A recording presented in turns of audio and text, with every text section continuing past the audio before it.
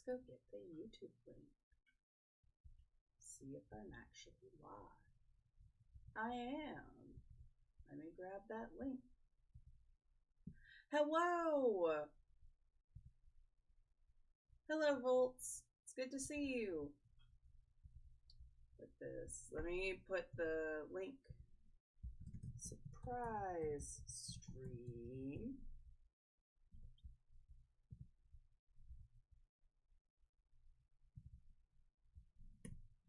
There. Now let me go put it on Twitter. Surprise, I'm trying to make adoptables. Surprise stream. Boop. Hello. Let me get my music. I literally didn't prepare for this at all. I was just like, I haven't made videos in a couple of weeks. And I would like to stream. Music. Music I won't get in trouble for, hopefully. Where is it?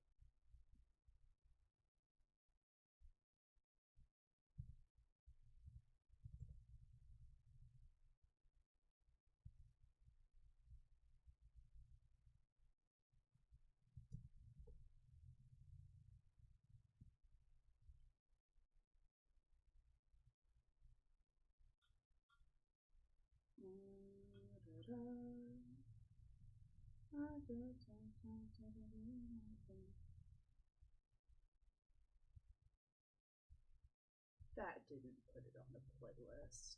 Let's see.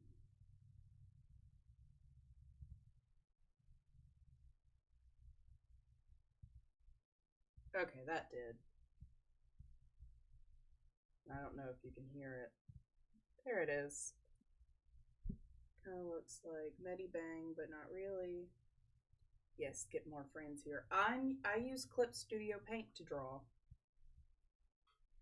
There we go.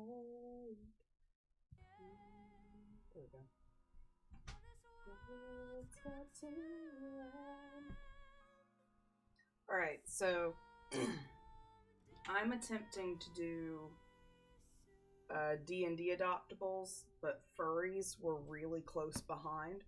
So I'm trying to design some cutesy tabaxies.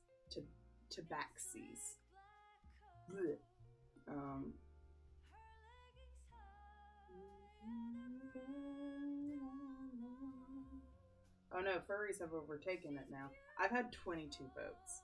I feel like being so close between furries and D&D races, I can still... I tried clip bows. That's valid. Clip can be very confusing, but I've gotten pretty used to it. Alright, so I have set up a color palette generator. Oh, those are pretty good colors. Alright. Snip.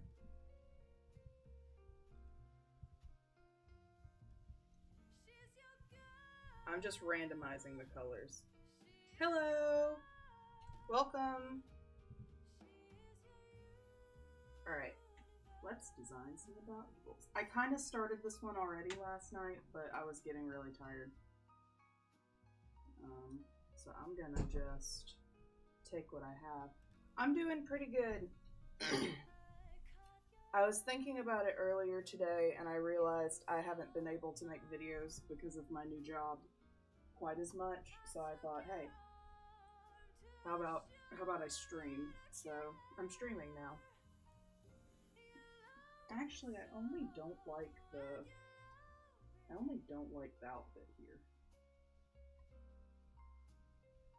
So we're starting, so it's a tabaxi, and I'm gonna do one for each. Thank you. I'm gonna do one tabaxi for each D&D class. That's my goal. So I'm starting with Artificier. Artificier. There it is. It's French.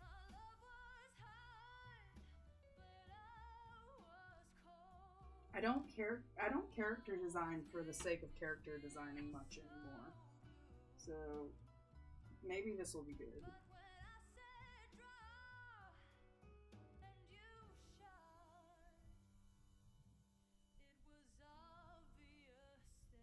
Adoptables are the template thingies.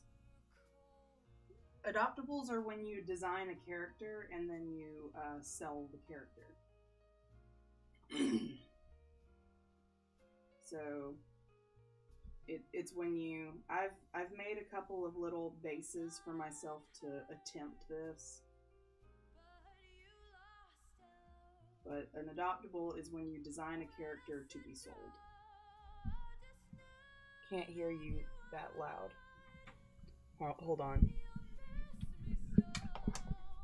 How's this? Oh, I have it. Do I have it turned down? No, I have it turned up. How's that? Is that better? That's kind of in the way of what I'm doing. Maybe if I... or hey, I was your girl, I was your world. I feel really... I have the microphone really close to me now.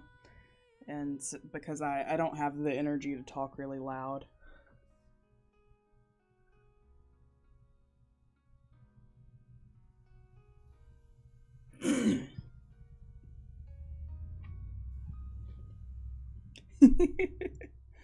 I used to be, if I'm gonna be super honest about myself right now, I used to be a little bit of a adoptable hater. I used to have the mentality that people who, oh, that's right, I had this whole thing underneath. I've already worked on her a lot. All right. That's probably that much better.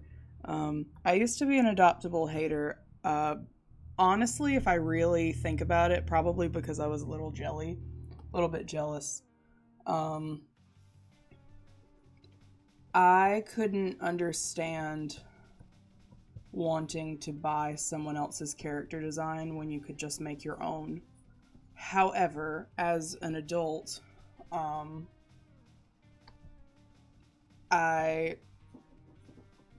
mean, it's fine. It's one of those things where it's like, if you want to make them, if you want to design characters and sell them, great. If you want to buy characters, great. It's no one else's fucking business. It doesn't matter. It's no one else's business. What you and the artist decide, hey, adopts, ? Like, when I think back to young me, it was I feel like it was definitely also an expectation on myself of, like, if I can't design my own characters, what good am I? As well as just, it was snobby. I didn't really realize when I was young, I was not an art snob in a lot of ways, but I was one. Going to art college really changed that about me. When I went to SCAD for animation, I became a lot less snobby the more I learned about art. My southern accent coming out. The more I learned about art and the more artists I met with different skill sets, the more I began to understand that as long as no one's getting hurt, you can do whatever you want.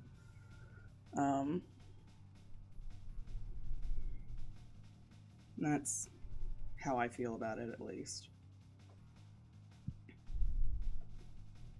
I'm not sure if I want to go for, like, a flowy open skirt, like on this Belle version, or like the Artificer from D&D on the left. I know it's Artificier, but I will continue to say Artificer. Maybe someone will get mad about it later. I do like the utility belt a little bit better on this guy. So I'll start with main belt. And I will give long skirt, long flow open skirt, cloak. Let's see.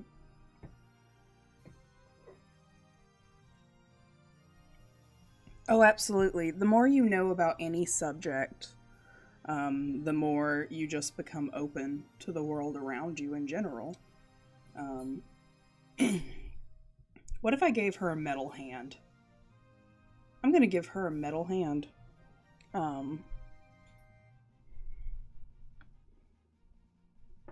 Yeah, I'm going to give her a metal hand. She's going to have one robo hand that's attached up here.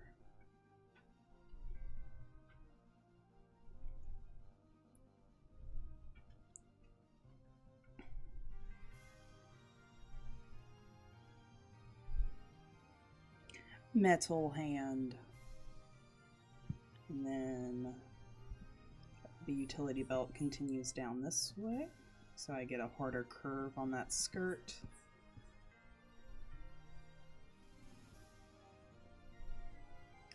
Let's see. Then straps for a backpack. I think another reason, I've definitely seen Adoptables that I was like, I want to buy that, but then I don't. Because the designs are always so complicated. Oh my goodness gracious, they're so complicated. I design...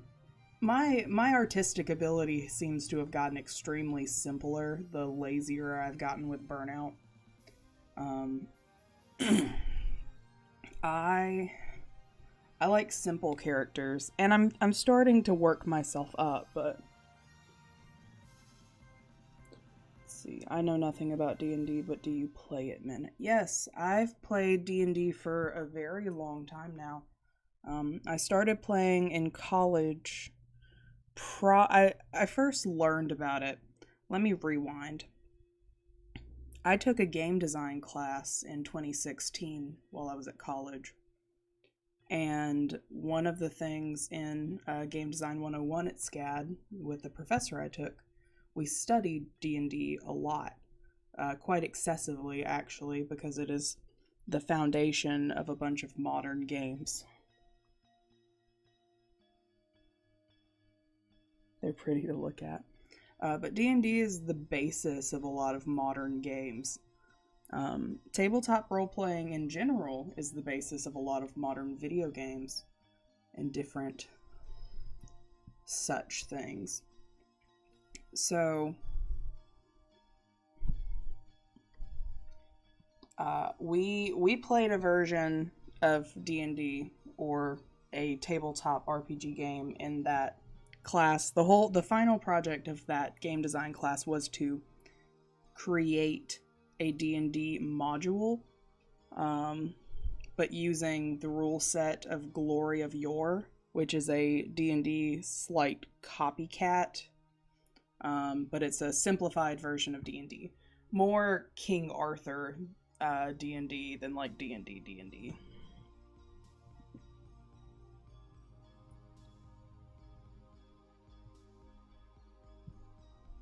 I found D&D at the age of 15 and 16, and now at the age of 18, I'm sad I don't have the ability to play it with people. That's super cool. I would love to take that class. They have it at my school, but unfortunately there are some not in the base. Yes, D&D is the base of every RPG game. The nice thing about D&D that I don't think a lot of people think about is it is a game made for everyone. However, I would like to say not everyone who plays D&D is a good person. It's just too versatile a game. Can you play D&D online? Yes. So the DM in Dead DM of my username stands for Dungeon Master. So I've played I've played D&D online with a group of college friends, and I've played it with a group of online friends that I've known forever, and I'm currently trying to get together a D&D podcast project. It's going really well. I've just suddenly lost a lot of my free time.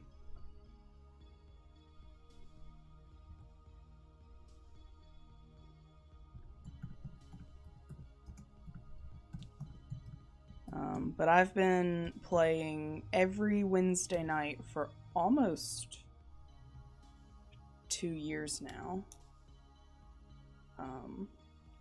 Hope you should play it online. LOL, I thought DM in your name was direct message. No, the DM in my username is for Dungeon Master. And it can be hard playing it online as well as in person, because you have to find people that have time online. Would love to listen to it, that podcast.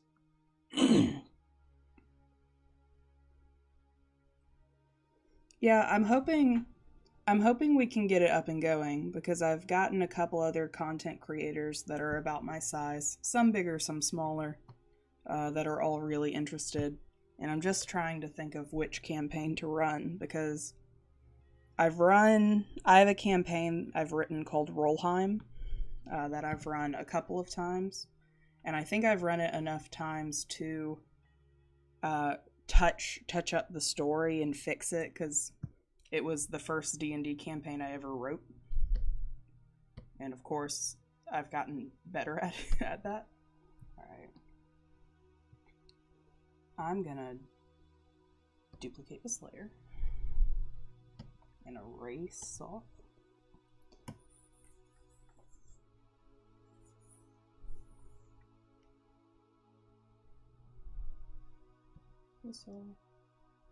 And I'm gonna start line art with this symmetry layer.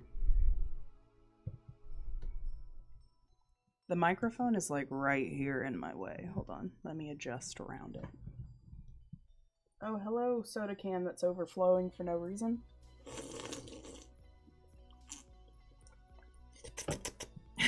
Sorry, that was probably unnecessary.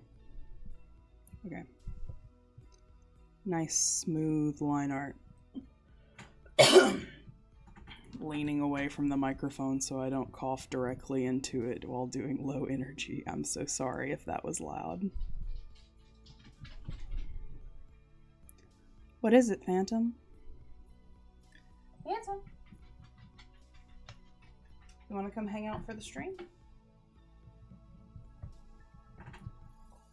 Is your OC Min a D&D OC, or is it a persona? So Min the Dead DM is my persona, because I am Min as a player. Oh yes, ASMR. More. I don't know. Maybe one day my voice will be really deep. I don't know if I have an ASMR-able voice. Do I have an ASMR-able voice? Your dog's name is Phantom. I love that. Yes, my dog's name is Phantom. He's a good boy. Hi, 4. Phantom actually has 5 toes. He has 5 toes on his front paw, and he has 4 toes on his back paws. 'Cause you're stinky. Why are you sitting there? Look at your little feet. He is a half Dachshund, half Chihuahua mix.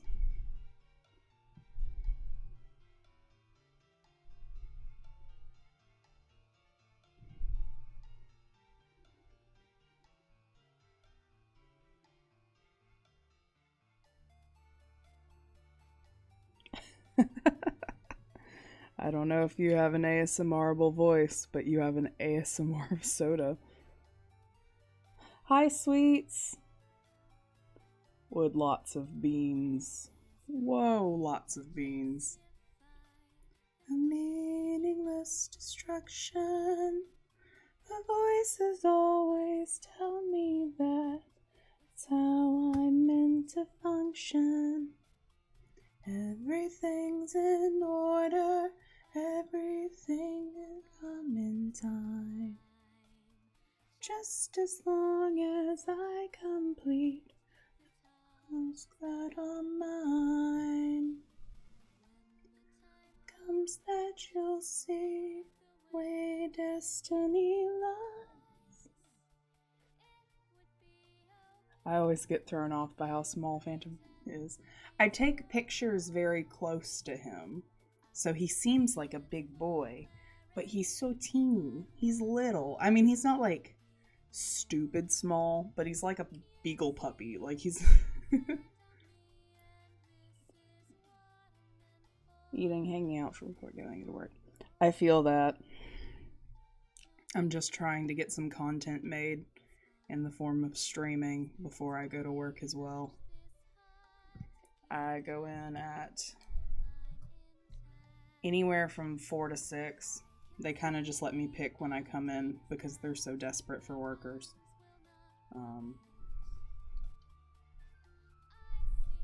Oh, I get paid today.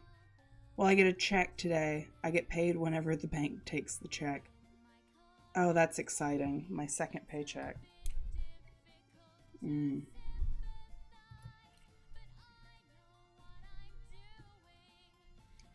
try to tell me otherwise. I don't know if I like the gear eyes as much as I did in concept.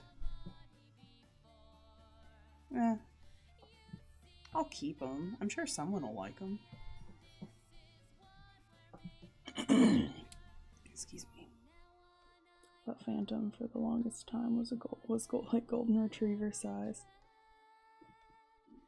Yes, understandable, but he is small. There are old photos on my original Tumblr of me holding Phantom that shows him how small he was as a puppy. However, I don't like showing my face online anymore, and I can't delete that account, so...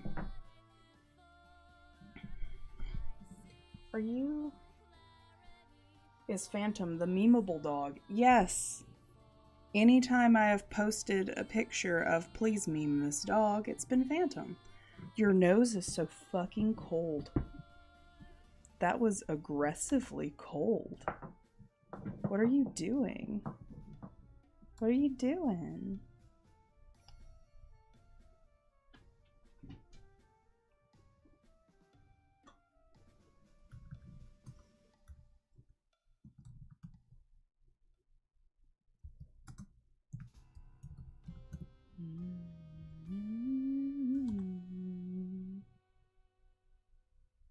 That's valid, friend. Alright, he's over there. He left his under the table hidey hole. What are you doing? Do you need my assistance? Phantom. Did you get it? Huh? Did you lose your bone? Or something bites me. Here. There. Why do you keep hiding it just to lose it? Huh? Why do you keep hiding it? I walked into the bathroom earlier and one of Phantom's chewable sticks was in there and I was like, why? Why did you hide it here? Of all places in the world. I'm gonna reduce her titty size. I don't think I needed to say that directly like that into the mic. However, I'm gonna reduce her titty size. Keep her shoulders nice and floofy. Let's see, actually, she's a furry, so I'm actually gonna do just a base version first. Hold on. Remove the clothes. This is not safe for work. It's fur patterns.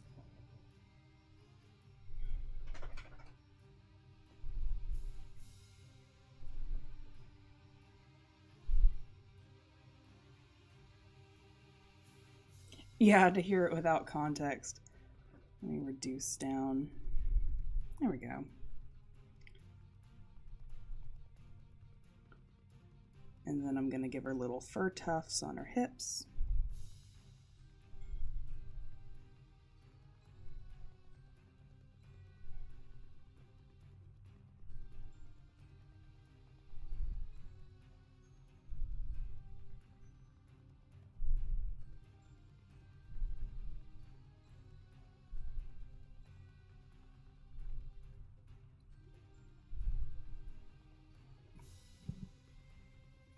Now that's a sentence. Nah, fur pattern? Yeah. I only do not save for work on my Patreon.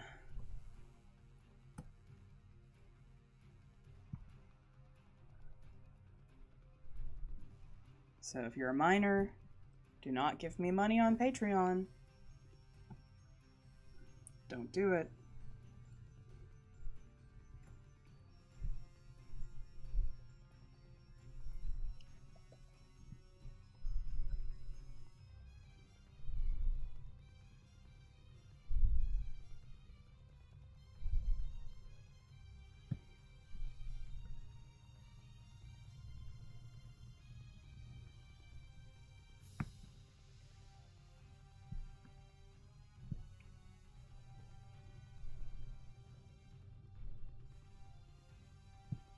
Furry feet. Whoop. Big toes.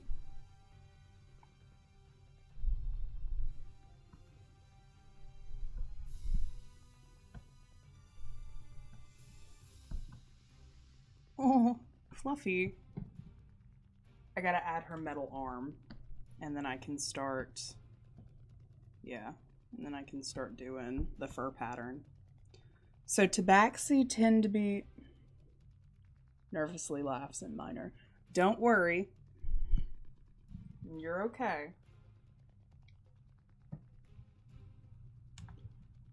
While my space is not marketed for minors, I do try and keep it safe for minors. I am a school teacher. I would be really uncomfortable if I was awful all the time on here.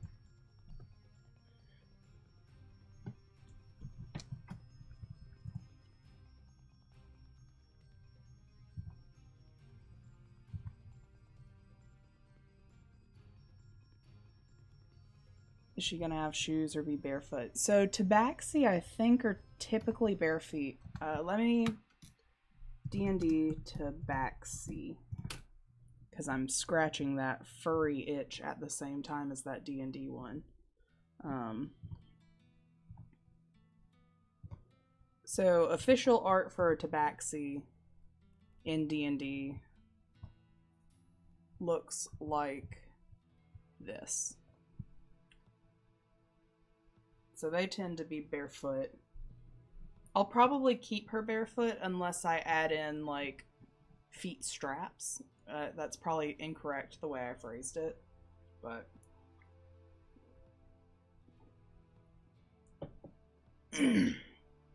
They tend to be very patterned, like leopards or cheetahs. I tend to even include, like, house cats, though. Just Tabaxis are just cat people. So... Alright, so this is the body, so I'm gonna... I already made a layer for it. Got it. Alright. There. I'm gonna sneeze.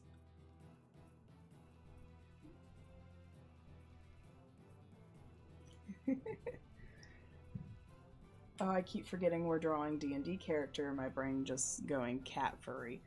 I mean, I'm trying to hit that niche. I'm trying to... Because the poll has been bouncing between who prefers furries and who prefers D&D characters, I decided I'd just start with Tabaxi. That way people could use them for either.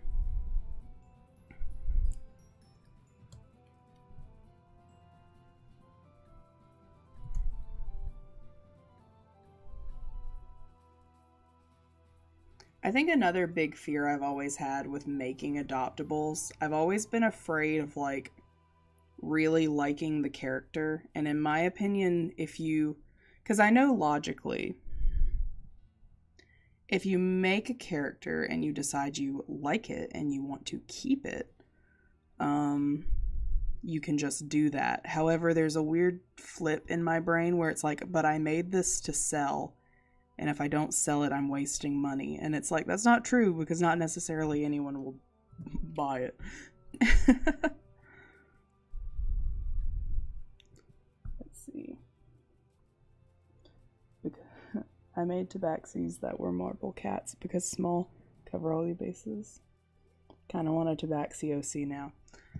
Well, you can definitely make one, and you are welcome to take inspiration off of the ones I'm doing today. However, the ones I'm currently making, I'm hoping to sell, so I think I can remove the delete ruler, and I can erase away. That's right, it's this.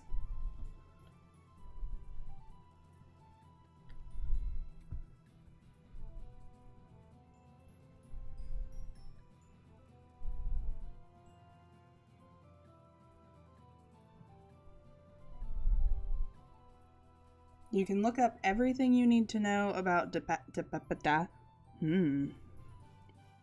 tabaxi online from D&D. I don't actually really understand how adoptables work. So, I am definitely not an expert in adoptables. I have adopted out characters before when I was young on DA, just because they were characters I didn't use anymore. But this is the first time I'm making some to sell. However, I do have a friend who has made a bunch of adoptables and has been very successful in selling them before. And we're collaborating on some projects coming up, because I was talking to them about, like, hey, you know your adoptable designs? How would you like it if I made VTuber models based on them so we could sell them for more and split the cost? So that might be something I work on in the future. But basically, an adoptable is when you design a character and you sell the rights to that character. This character.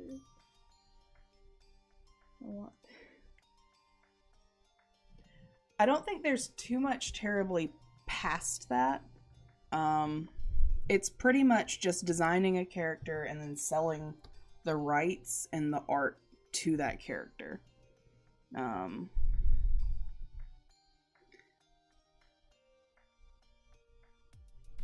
There we go. Metal arm.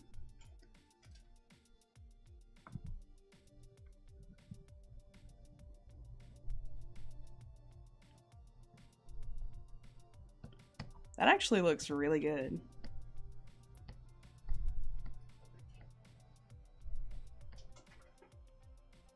Oh, what you doing? Oh, back under my legs you go. So, but yeah, so my extent of knowledge isn't too terribly different from yours. Alright, what fur color? I have my color palette. I'm thinking doing, because these are the colors I have,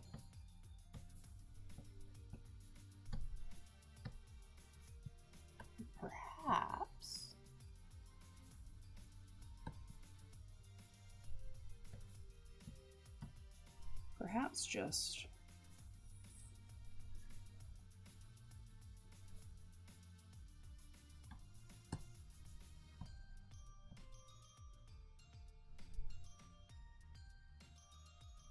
can you make a house cat tabaxi? I'd say yes. I personally feel like any cat furry can be a tabaxi. Now, when you play D&D, you might have a dungeon master that gets a little weird and huffy about that. Every now and then you just get dungeon masters that are like that. However, I think the game is so much more fun when you let your players do almost whatever they want. I just think it works out better. It allows everyone to be more creative, and there's nothing wrong with being more creative. Let's see, can you make a house? Are fur colors limited to realistic colors, or can they be crazy?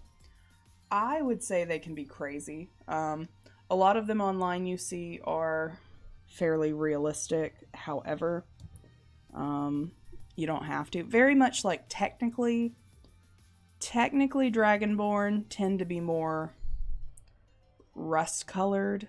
However, it's a lot of fun if you make them like actual dragon colors. Like, it's...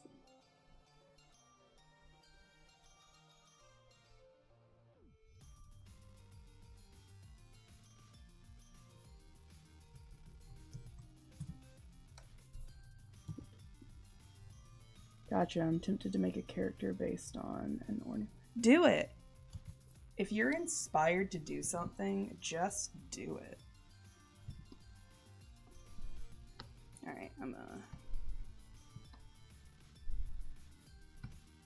do an overlay, and let's see what color we get. I'm doing... Oh, nope, don't like that. Alright, how about screen? Oh, that's good. Alright. Alright, here we go. That's how we'll get the muzzle in soft color. It's just using screen on this.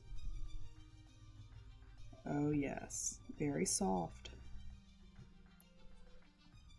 I guess this also makes the character, reducing the quote-unquote breast size, makes the character more gender neutral, which honestly I live for. Little heart chest.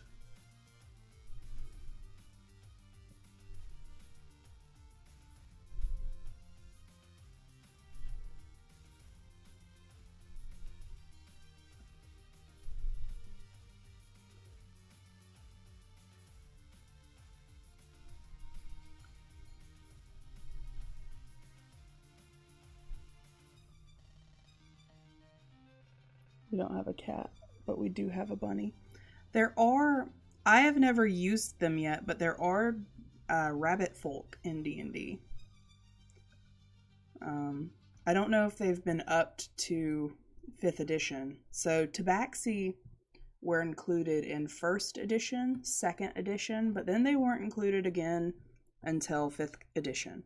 So a lot of, like, you can really find a bunch of races that tend not to be used. 5th edition is really trying to bring back a bunch of stuff that was used and then isn't anymore. I really like that. I'm glad 5th edition is doing that.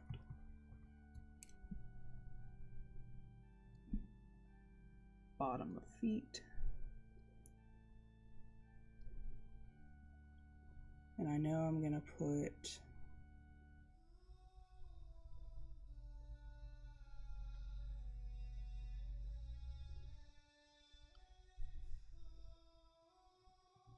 There we go. Oh, cool. My rabbit would totally be D&D character. She's very sassy. Good.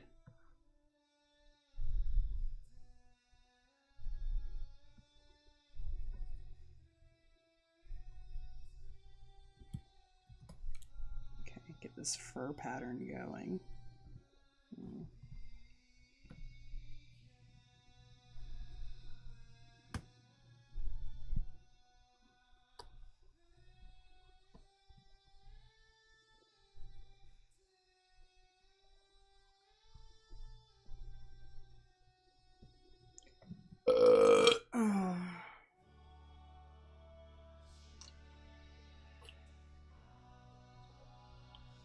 That's super valid.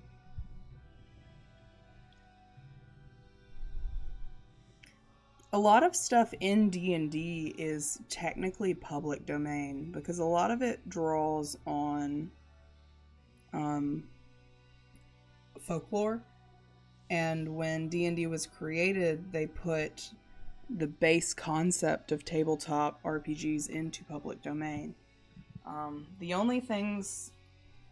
I think that aren't in public domain are things like, I don't think you can call tabaxi in other media, but you can just take the concept. I think the only thing that D&D kind of holds on to are some of their, like, more original creatures. Like, I don't think you can use mind flayers in non-private sessions. You can use them in, like, public podcasts and different things. I'm not really sure. I like D&D. That all boils down to I enjoy D&D. All right. So we have our light fur patterns. So let's come in with our, what if we gave her, oh, that's actually really cool. Like an eyeliner. I don't know how I feel about that. Let's look at the tabaxi in this. So she has, pull this up here actually. Go back up. So she has dark, she does have dark around her eyes. And then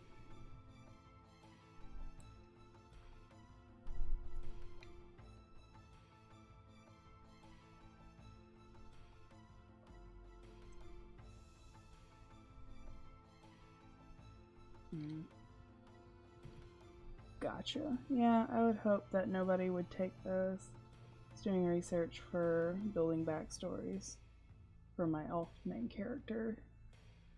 I feel like my passion for art is meeting a passion for art in D&D. That's valid. D&D has really helped me over the past 2 years kind of manage and conquer a lot of my burnout.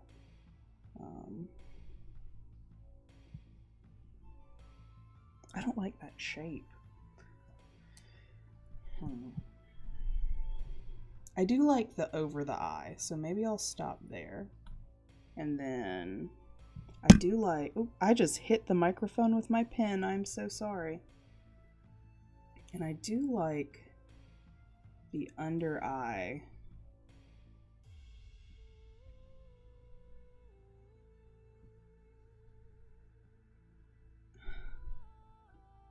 Well,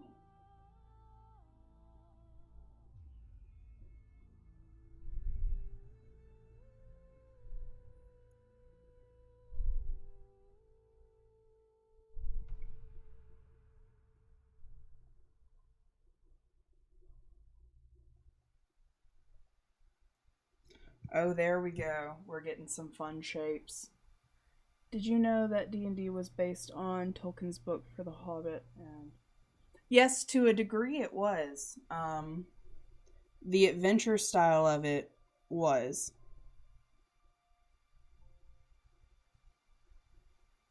There's a lot of stuff that went into creating D&D. Artfight helped me get out and try to draw different things than cats and dragons. Really like drawing My Little Pony and humans lately. I like the steampunk vibe. Yes, the Artificer class really has a steampunk vibe, and I dig it a lot.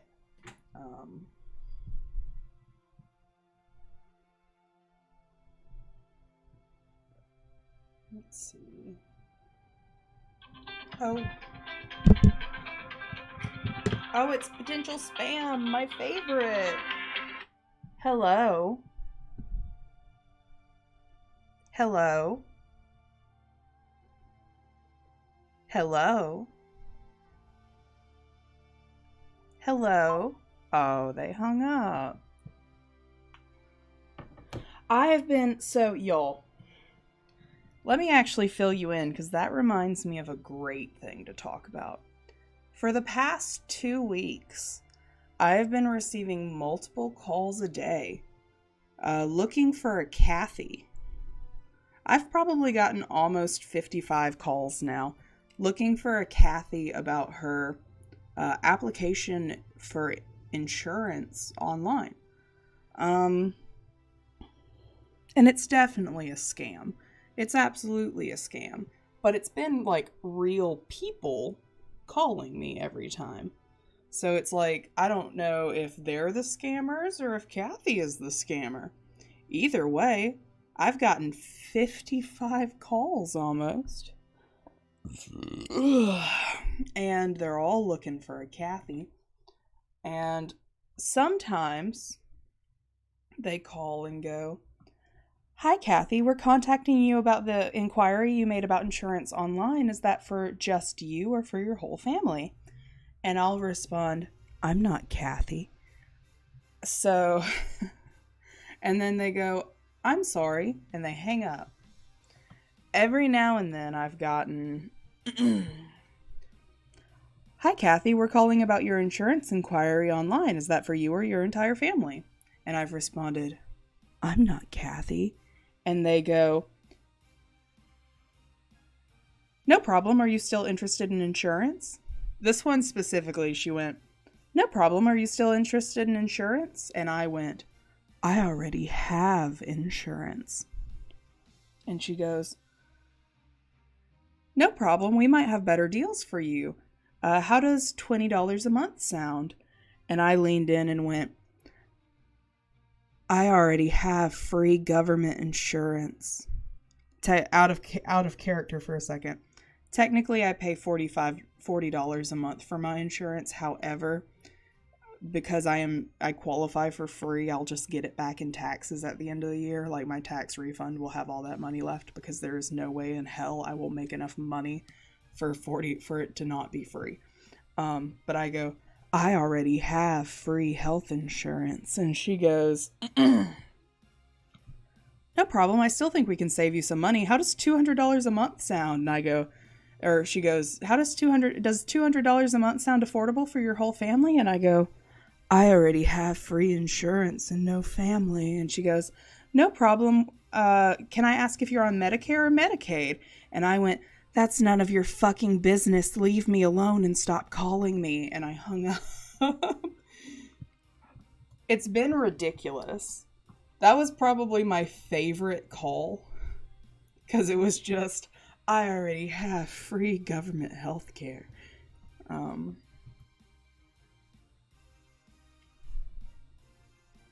Because it's not. So, if any of you live in the US and you are starting to get calls like that, the IRS will never call you. Health insurance places will never call you like that or text you. I've also gotten text for Kathy about the insurance. Those places will never call you or text you. You will either get something in the mail or with the email that you signed up for. Can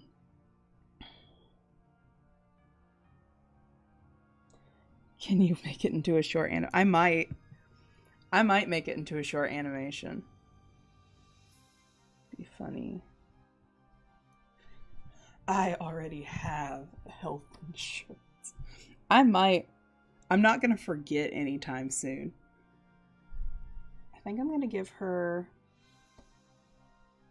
I forgot to do this. Oh, shit. Forgot to do that. There we go. Little black tufts. I'm not sure what I want to do for the top of the head. I feel like the top of the head should have a pattern.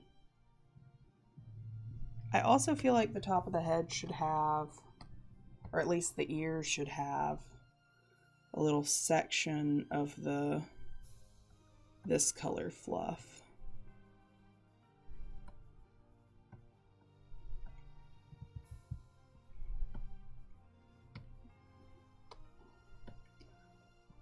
I get a lot of spam phone calls. I've been getting spam phone calls like that since I first got my phone. So since I was 14 years old. I am now 25. I have been getting them for a decade. And it was fun when I first got my phone, because the one I got then the most and the one I get now honestly the most, though these health insurance ones may outpace it, is, "Hello, we're calling to hold on. Hello, we're calling to warn you that your car's extended warranty is about to expire." Whenever that one when I was 14, between like 14 and 15, I started getting kind of sassy with them because it's like you were calling me unwarranted. Um so I started getting a little sassy with them if they were real people.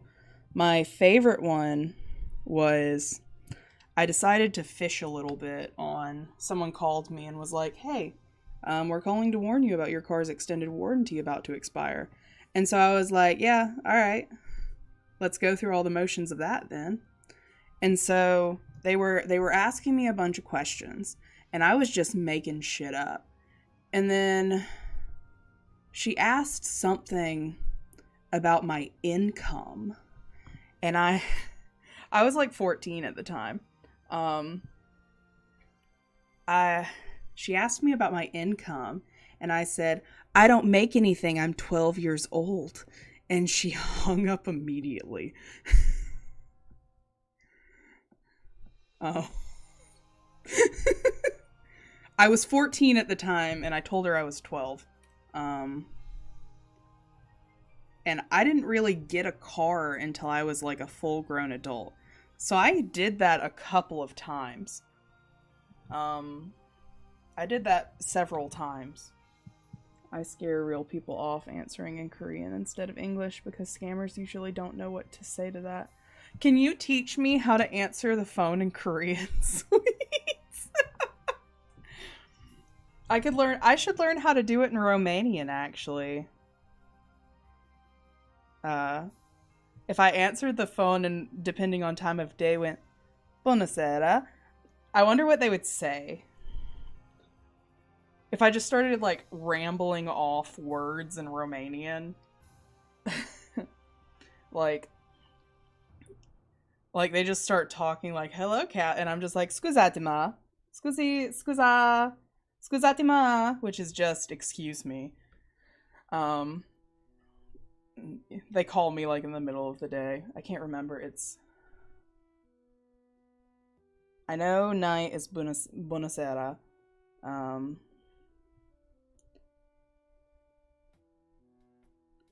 I feel like morning was diminata.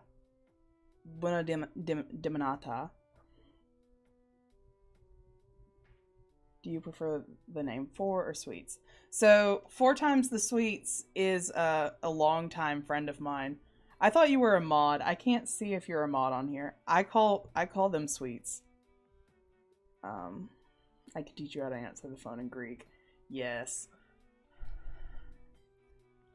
It's been so long. I lived in Romania for a little bit, so I got decently good at like calm conversational Romanian as long as someone didn't talk to me too fast.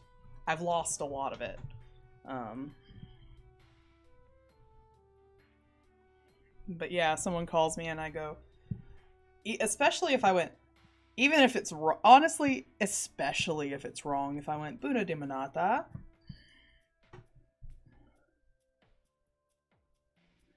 it's just, I don't know what would be worse because I feel like I don't think I'm a mod. I thought you were a mod. We'll see. We'll check later.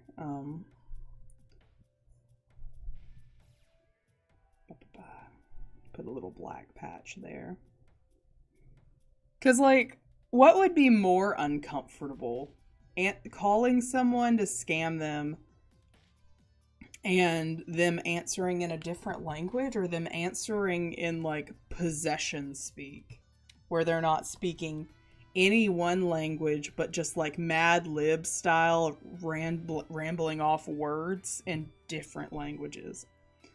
What if I said a whole sentence that grammatically made sense in English, but every word was from a different language?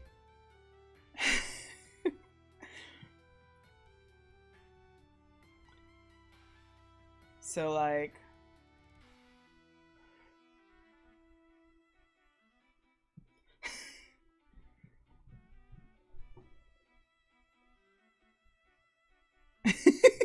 just like Mad Lib style.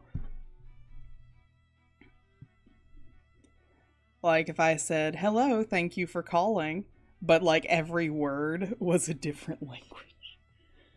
Yeah, speak in tongues. Confuse them. Because then, if for some reason the person trying to scam you knows, like, a couple of words in the language you start with, like, by the end of it, there is no one on Earth that will know exactly what you said. I don't actually know Japanese. I just picked it up from watching anime. That's valid.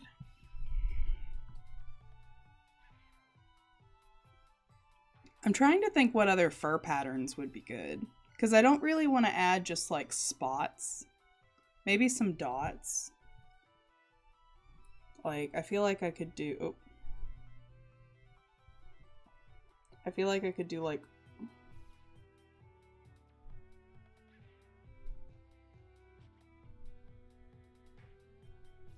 And then come... Oh. And then come down like this. Don't like that. Maybe...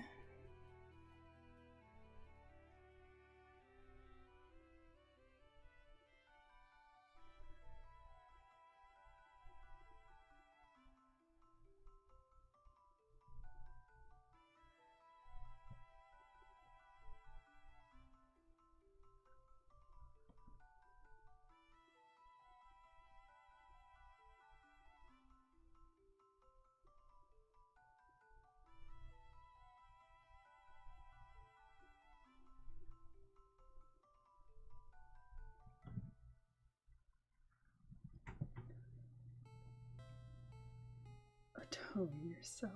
Get a voice modulator thing. Auto-tune yourself.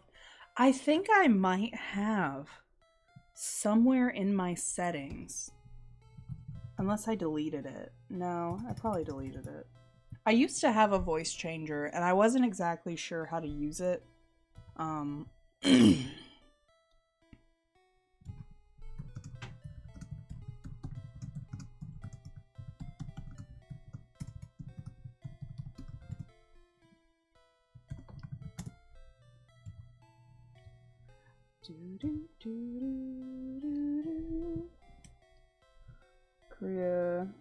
Korea, way back. K-dramas, English through music, apparently. That's valid.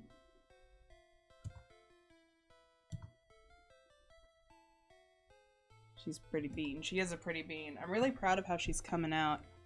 I don't really know what to do from her fur patterns on her body. I really like how her face looks. I don't really want to mess with that too much more. I do want to add that color here and here because that brings the face together.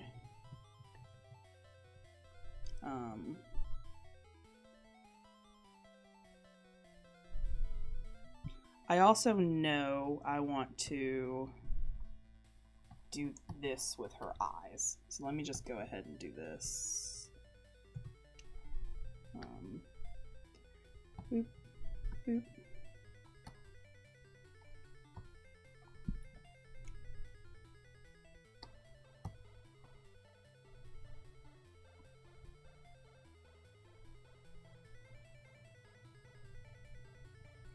I think the thing about using a color palette generator like I did, I get very weird about what colors I use. I don't like experimenting.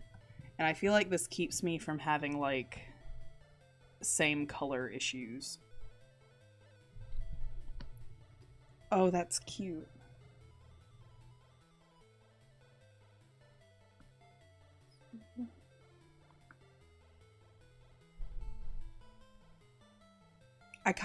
There's part of me that's like, I don't like it, and there's part of me that's like, that's the cutest thing I've ever seen. Let me put a shadow in that green over the eyes.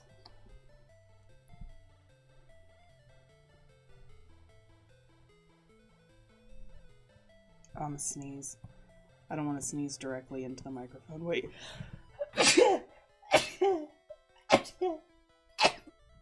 Oh god. I use Duolingo in the French when I'm not taking it at school. I took French as a kid at school. It's been a long time since I've taken French. I took French at school.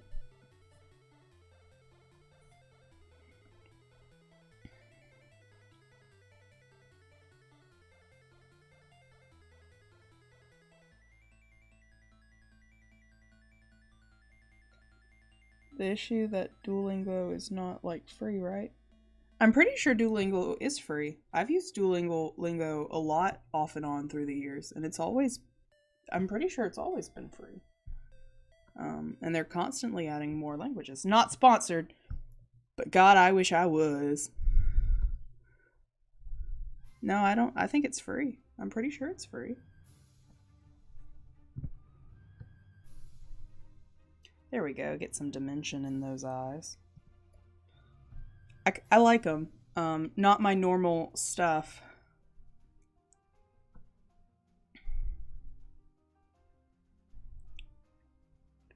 Thank you. Let's see, Duolingo. For some features. That's probably accurate.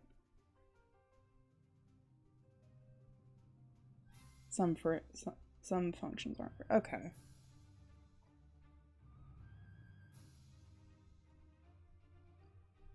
I've come to the conclusion that I have used all of my colors that I have allotted for myself. So I'm going to steal this metal color off of this other artificier, and I'm going to dump it on her arm.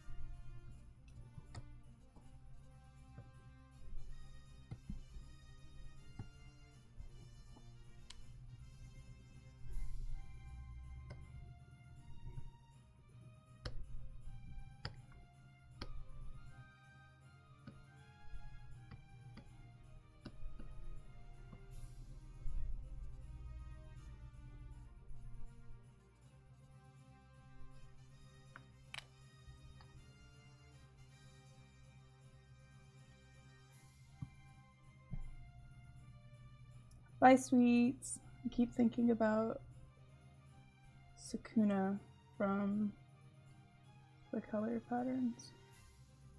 I don't know who that is, but I believe you. That's another thing about Adoptables I've always been, like, nervous about is, like, y'all, clearly, you can see my references right here. I don't know what I don't know what JJK is. Clearly you can see my inspiration as, like, a human artificer, and then, like, Belle drawn as an artificer, and then, like, an image of a tabaxi, and then a random color palette. I'm gonna be so frustrated if someone's like, you stole my characters, because, like, I'm sorry. I'm sorry if it seems like I've done that, but I haven't.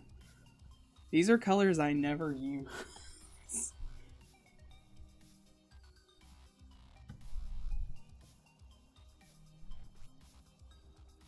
Okay.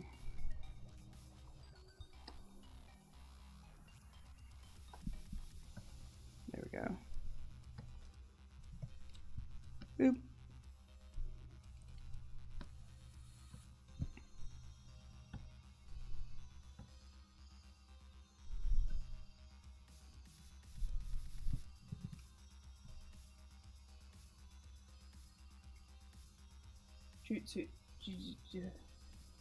Jutsu Kaisen. I've heard of that, but I don't know what it is.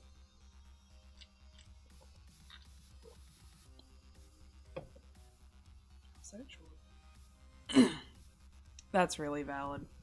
A lot of anime that comes to the US is made for an older audience and then just marketed to children here, because we have the misconception here that animation has to be for children.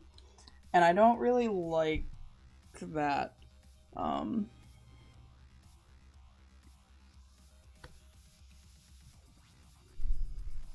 Like, there are a lot of animes I watched growing up that as an adult, I'm like, this was made for teenagers or older. Like, this was not made specifically for children, and it's got some adult themes in it, and maybe.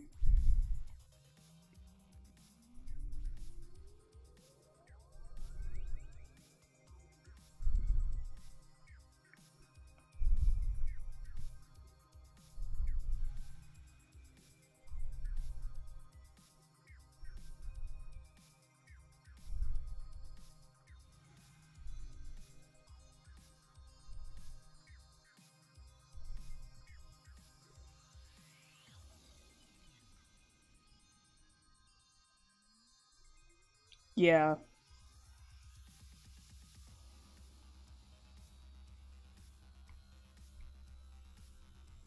Some of my favorite anime, I really enjoy uh not all, but I had some horror animes that I really enjoyed that I watched when I got a little older.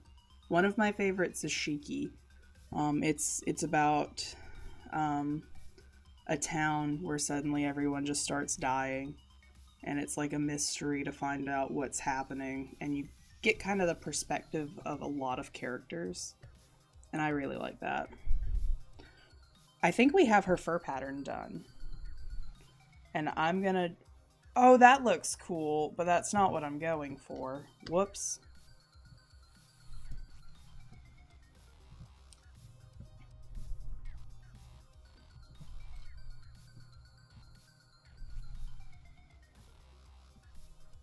I forgot I like designed her hair and stuff.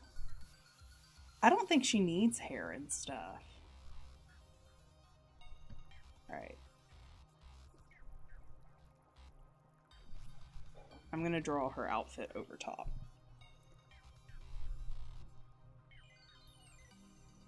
I've seen, let's see. Kind of all. I haven't heard of that one. That's creepy. Cool. I have seen it. You've seen my favorite? I love Shiki. It's my favorite. Um, it's really, it's also very interestingly artistically done. Um,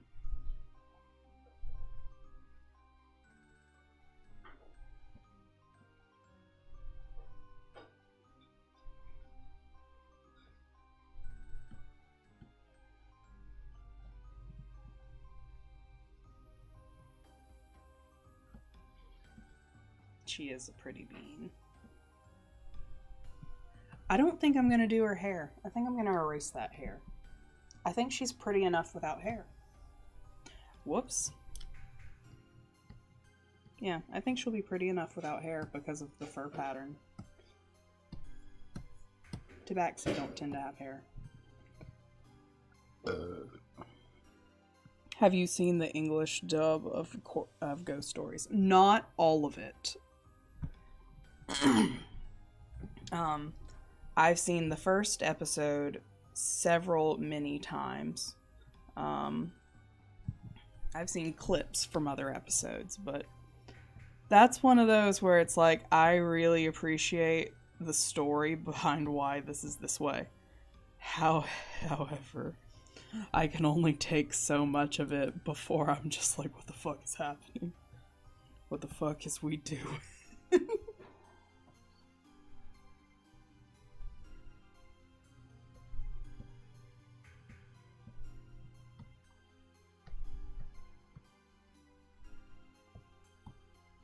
Oh, that's a lot for my eyes.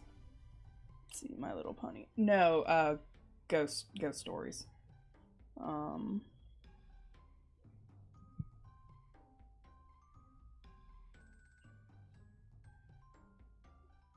MLP, My Little Pony.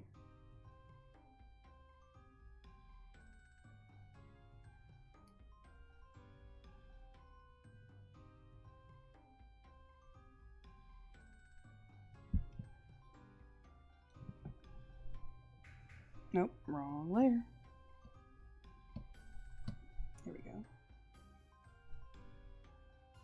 Why am I using that color? I should be using black.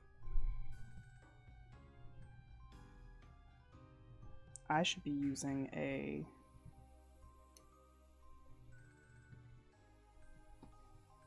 duplicate.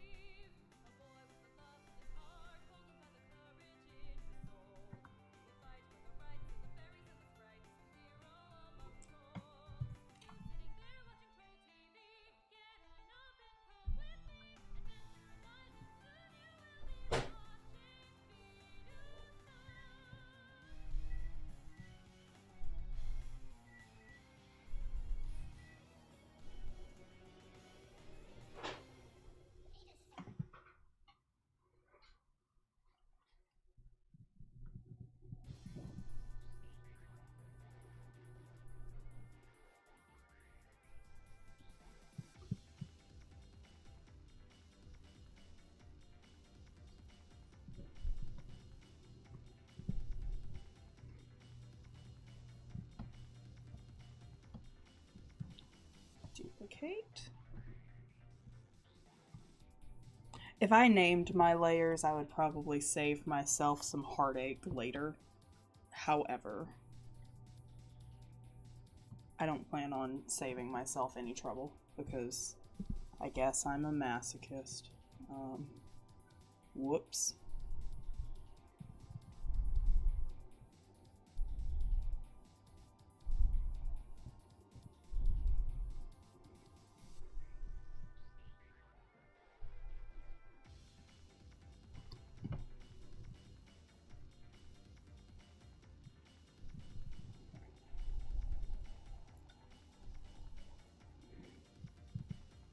Her dress is so pretty. Thank you.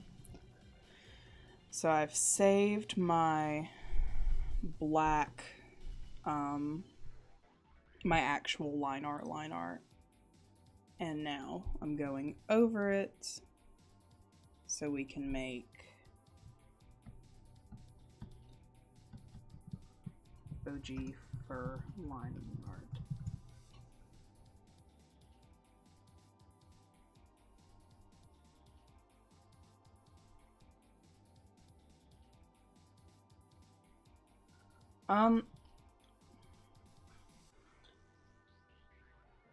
When you say why the dub ended that way, you mean like how it ended up that way? Or...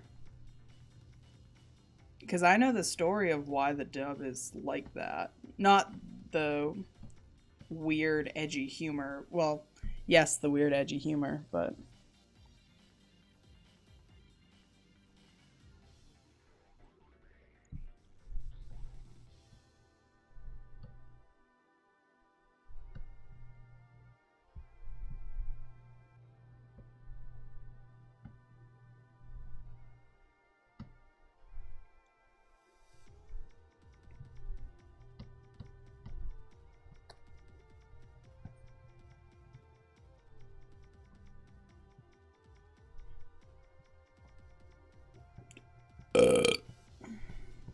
Excuse me. Yeah, so the reason the dub is essentially an abridged series is because I don't know if you've watched the original. I know I have not. However, I do know the story was really dramatic, or not dramatic, was really generic. And the team, from what I remember about the story, I learned about this in college, just animation student to animation student, not in a class. But the team who created the show really wanted it dubbed across borders. It wasn't super popular in Japan. They really wanted the show to go abroad.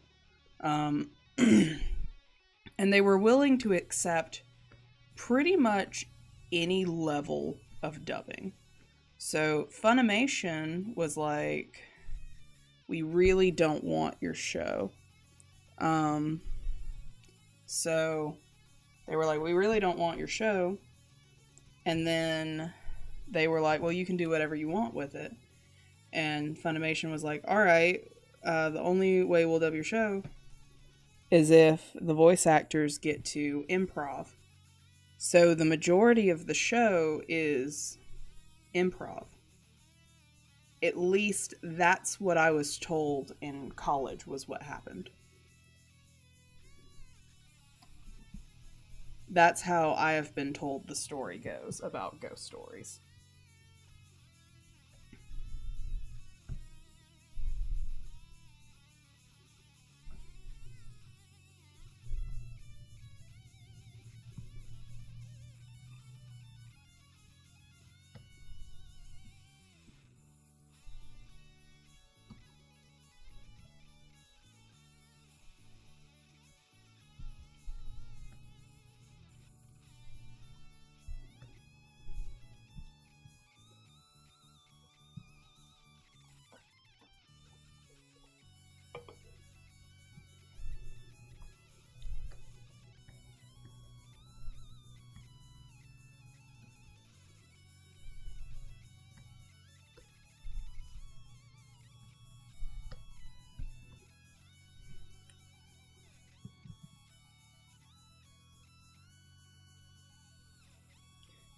Expected to hear something like the budget was not big enough. No.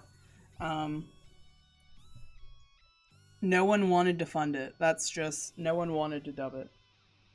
Are you on TH, man? Oh, Toy House. No, I'm not on Toy House. I barely know what it is. I am only vaguely aware. Enough to be able to put it together. I've thought about making a Toy House account. I feel like I probably should. I have a lot of characters, but I also feel it. My brain's like it's a lot of work to put all your characters somewhere. So I just haven't done it yet.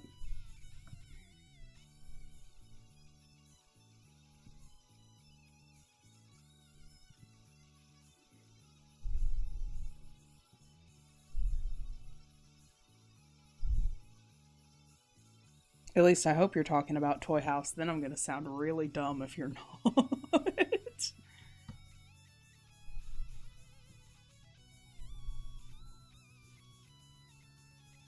mainly just a place where you store your characters. Yeah. I have a lot of characters, so when I think about putting them up there, my brain just goes, no. You can't do this. And it's like, alright, I guess I can't do this today. Character trades and stuff. I love Toy House personally. That's valid. I have a lot of friends that use Toy House. And I know for them it's great. My brain is just like, nah. It probably would be helpful if I put my characters up there. That way my characters would be a little more accessible to people if people were interested in them. And when my computer crashes, I'll still have all my stuff. But I just haven't done it.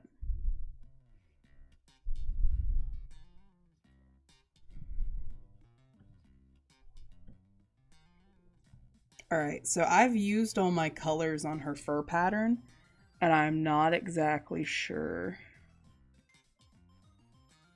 Let's see. Can't you store, though, in Google Drive or in USB stick in case something goes bad with the PC? I have all of my important stuff saved on a Google Drive already. I actually pay for a bigger storage amount through Google and have it stored there. However, I back up my stuff pretty regularly, but you can't plan for when it happens, and I'm still doing stuff on my computer. So it's, you know, I don't put every single random doodle I do in Google Drive. There's just no point in it. Gotta save it for important stuff.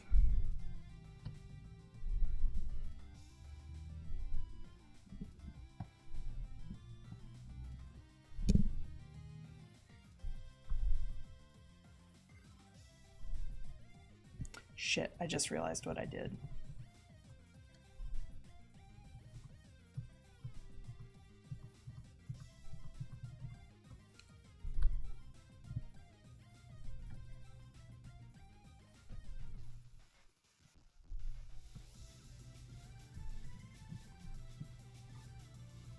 So, it's time to make your bean. Make your bean!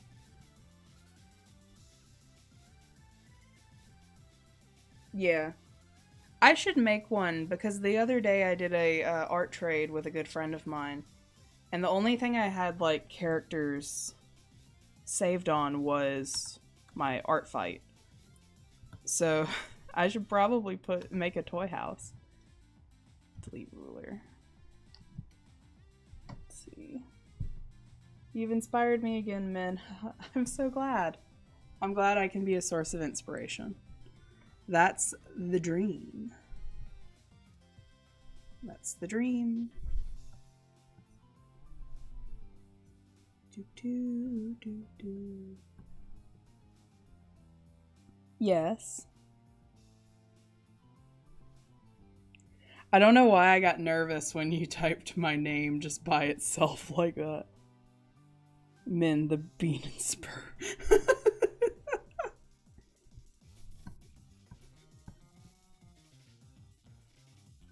Oh, so another thing that happened, that's valid.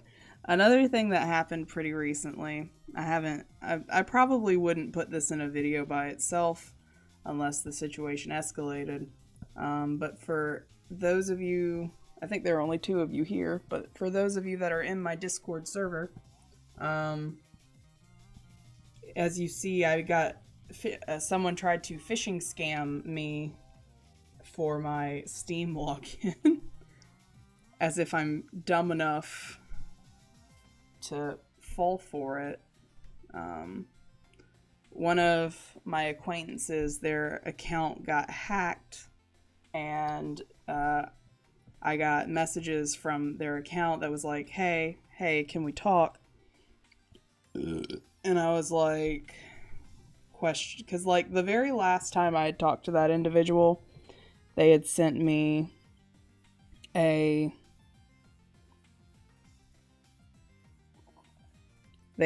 last time I had talked to that actual individual, they had sent me an apology message, but I didn't know why they sent it to me.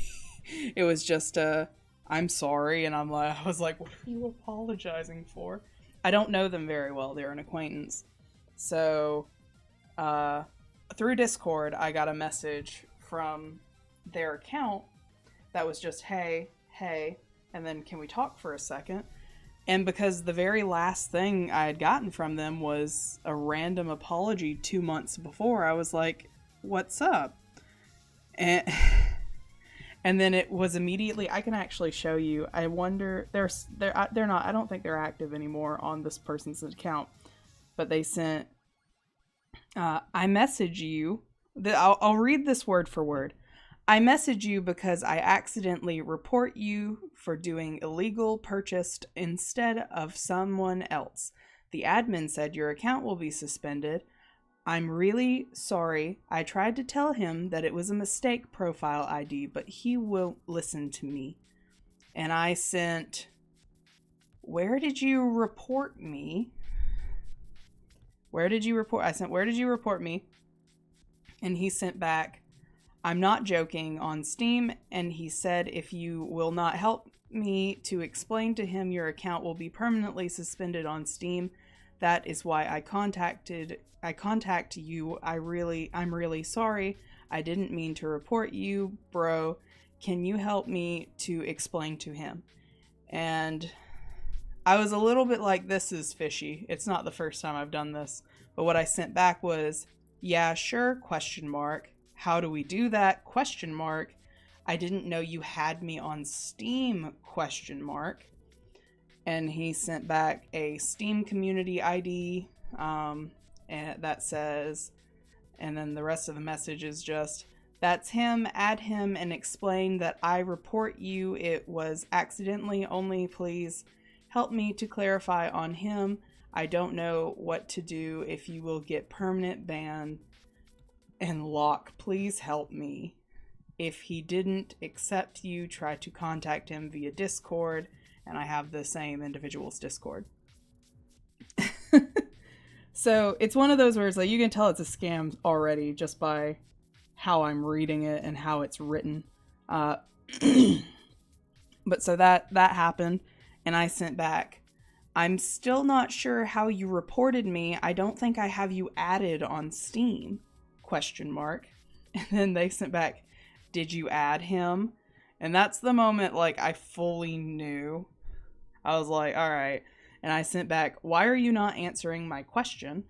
If you reported me, you would have to know my Steam name, and I don't think I know you or have you added. What's your name on Steam? Do I have you added? And they sent back, how can I check your Steam name again if my account is temporarily shut down? Question mark. And I sent back a screenshot. I Googled most likely scams for Steam, and I sent back a screenshot from an article that reads, it's on Malwarebytes Labs. So I sent back a screenshot of, like most scams, this is what the screenshot says. Like most scams, the, quote, I accidentally reported you, end quote, scam relies heavily on social engineering tactics that aim at the gap in the Steam user's familiarity and how things work within the platform's ecosystem. Scammers want to appear believable, so it's no surprise they use already hijacked accounts that have good standing on Steam when reaching out to targets. The same can be said about Discord accounts under their control. So I sent that screenshot and I said, is this you? And they sent back, LOL, and then another message of, are you fucking stupid? And I sent back, are you? Question mark. What's my Steam name? Question mark. They didn't respond to that, but I went to the server that I shared with that individual who previously owned the account, where they were actually talking about the guy trying to scam other people. So I also sent a screenshot of him trying to scam someone else that just says, it's the same shit. So I sent him back a screenshot of him talking to somebody else. And then I sent, why even run scams like this? And I never got a response again. That grammar, though. Yeah, I will say, the grammar is really bad. The way I read it is a little off, but I tried to read it as faithfully as I could.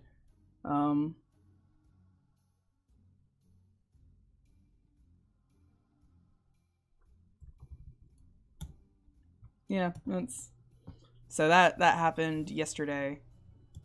I was literally witnessing a will, and then I got those messages, and it's like, I am literally watching two old people sign their death papers. Can you not do this right now?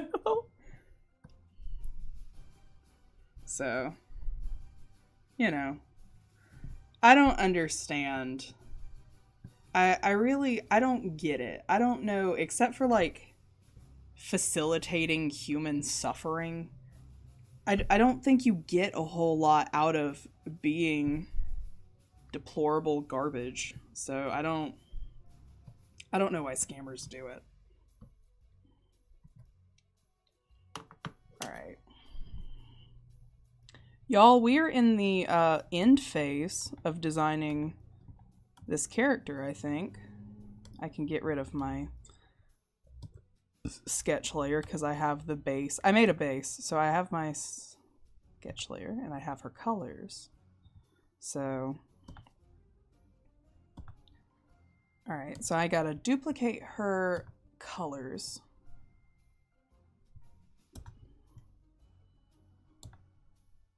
And I'll merge her with one of her color sets. Pull that down here. New line art. New day. New colors. Let's see. Yeah, it's hashtag perfect timing, I guess. I don't get it. I don't get people like that. And honestly, I hope I never do.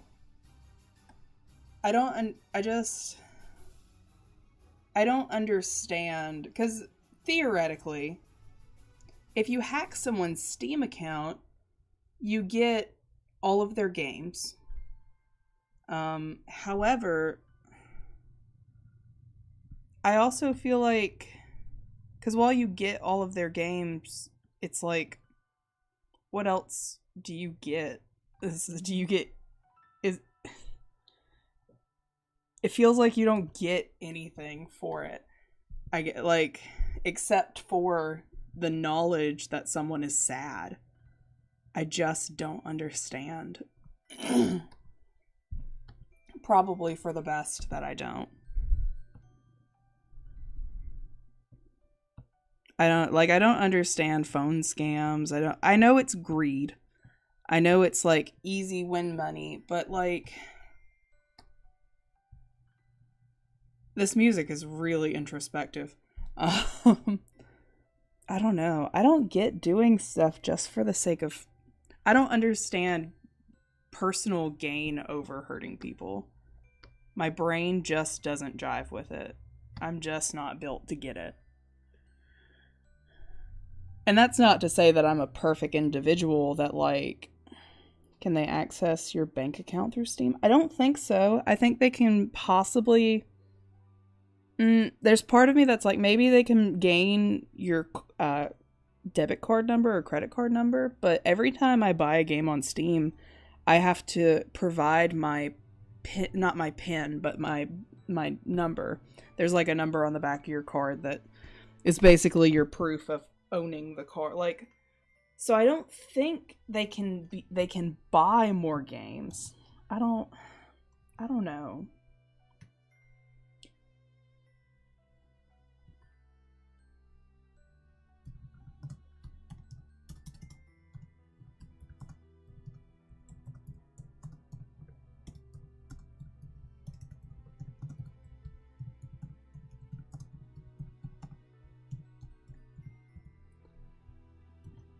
I don't know if it's connected, but still. Yeah. I just don't get it. Like,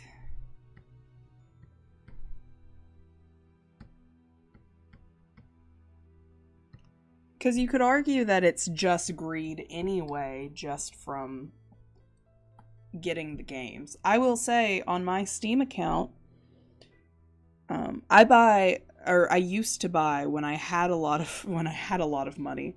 I used to buy. I'm gonna just steal colors from the Artificer outfit. When I had money, I would buy like games on sale. Like, literally, I probably have thousands of dollars of Steam games that I've acquired over the past decade, most of which I've bought on sale. So it's like, technically they gain wealth in the form of, like, games, but let's see. They can get money from, like, TF2. Hello! How do I say your name? Skovitz? Hello, welcome to the stream.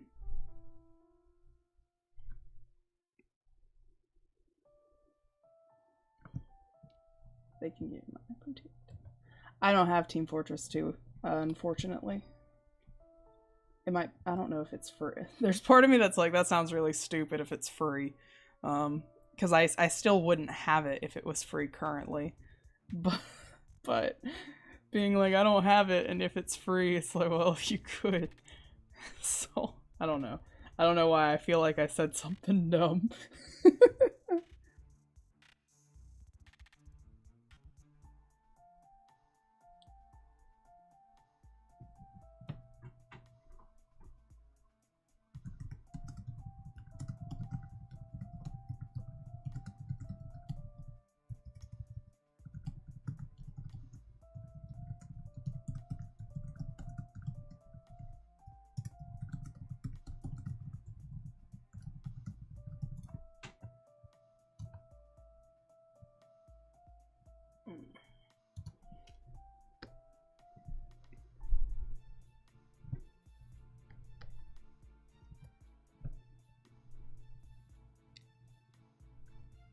Let me get that light green. I wonder what that light green would look like on the dress. Because I keep hitting the thing. Oh, that's cute. I think that's cute. Hold on. Hold on. We getting somewhere, boys.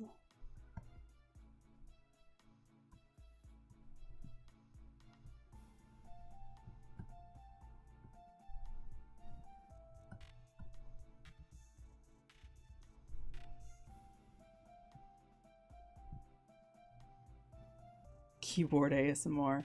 I don't think I did did I do it keyboard? I don't know. Oh, that's so cute. Maybe if I lighten it up more. Hold on. Hold on. Hold on, ladies and gentlemen. Oh, gross. That's... I don't like that. Alright, hold on. I do want to... Oh.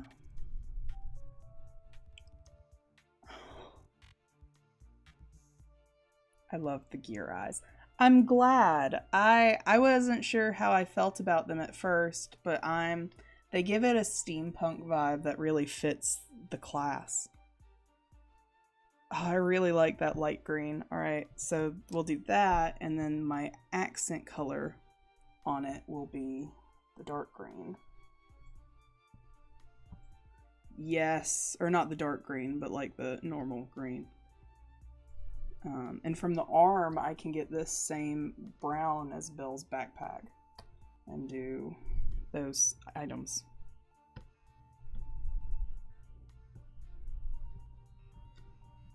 Oh, so cute. Oh my god. It's looking good. I really like how it's coming out. It's cute. And then get this color.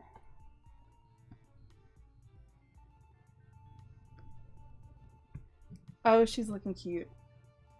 How do you choose a color palette? Like, how did you choose hers? I used coolers.co. So it's a website. Let's see. If I remember correctly, Artificer is a technician that adds magic into his creations, like creates robots and shoots hellfire spells. Yes, that's what an Artificer does. Artificier. That's what they do. So why do I have to sign into chat? This is my stream.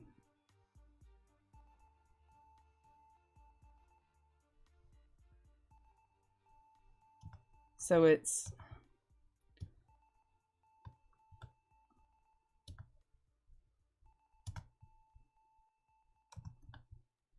paste. This is the website.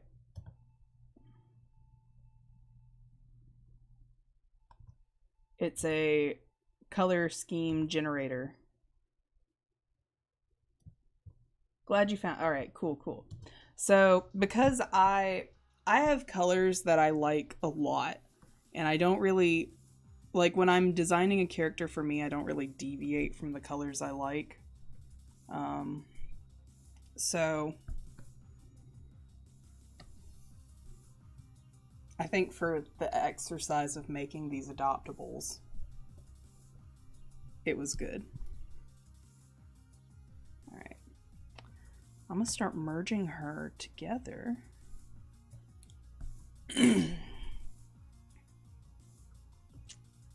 Should I put a little embroidery pattern on her dress?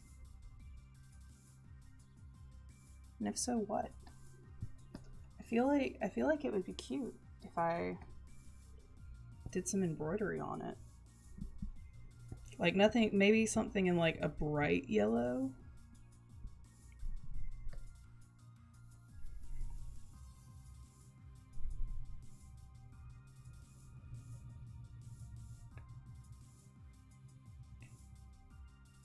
Maybe in like a bright yellow. So I'm gonna take this yellow and like just crank it up and get it nice and bright. And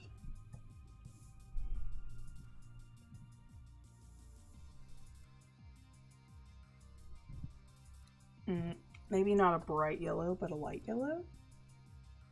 Oh, there we go.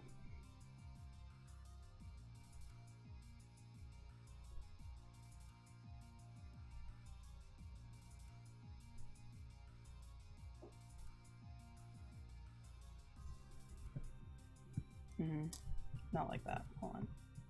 Oh, wait, I'm dumb. Hold on. Hold up. I almost forgot. I can just...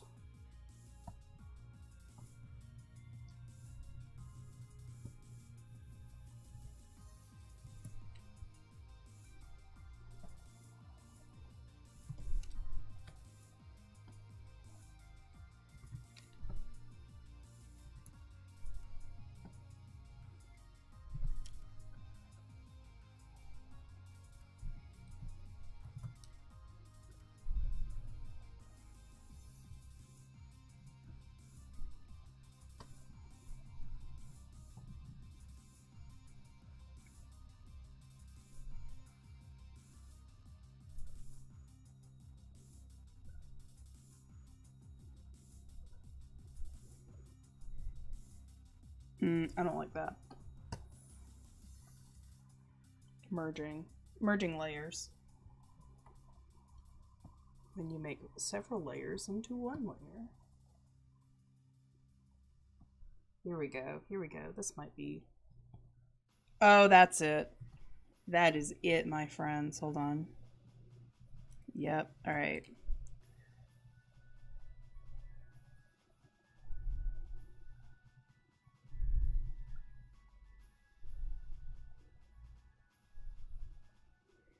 Oh, so good. All right, and I can make it bigger for the bottom of the dress. And just... Oh, yes.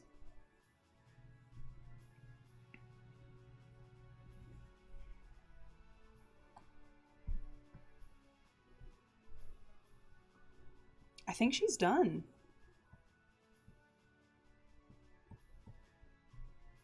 I might put a little glow effect on these ivies. That way it feels magical. Let me duplicate and...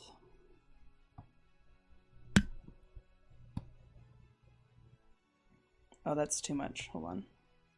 This looks amazing. Thank you.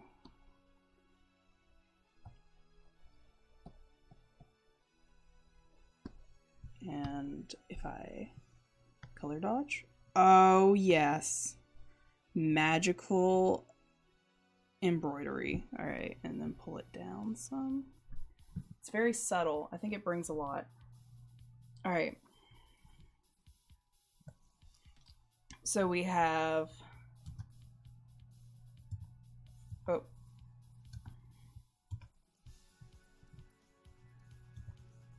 So we have her dressed and her undressed. So we have the fur pattern, and all I need to add is the tail. Let me add a tail. And then I think we got her done. Let me flip her back. And then I can put her in a folder and we can move on to the next one.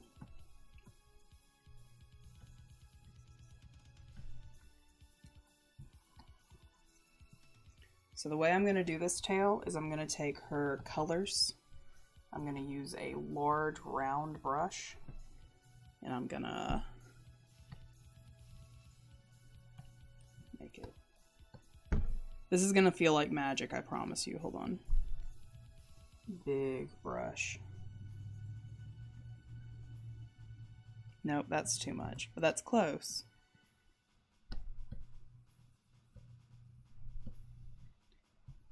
A little more there, a little less here, and I'm just gonna, nope, a little more. There we go, and then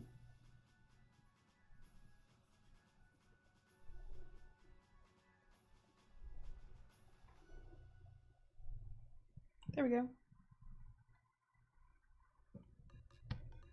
And then I'm gonna take that off for a second and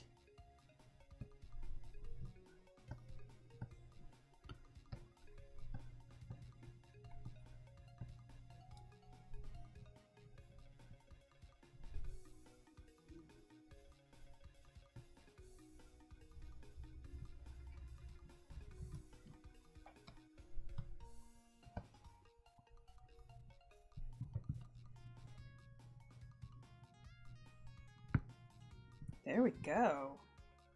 And now she has a tail either way. So let's duplicate.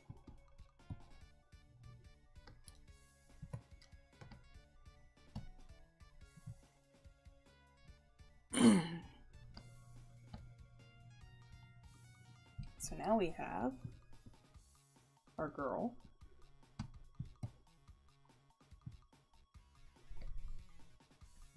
Nice.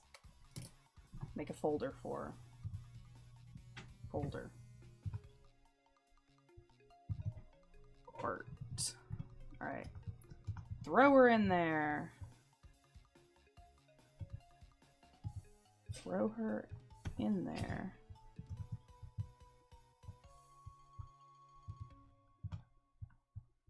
Show it to my friend.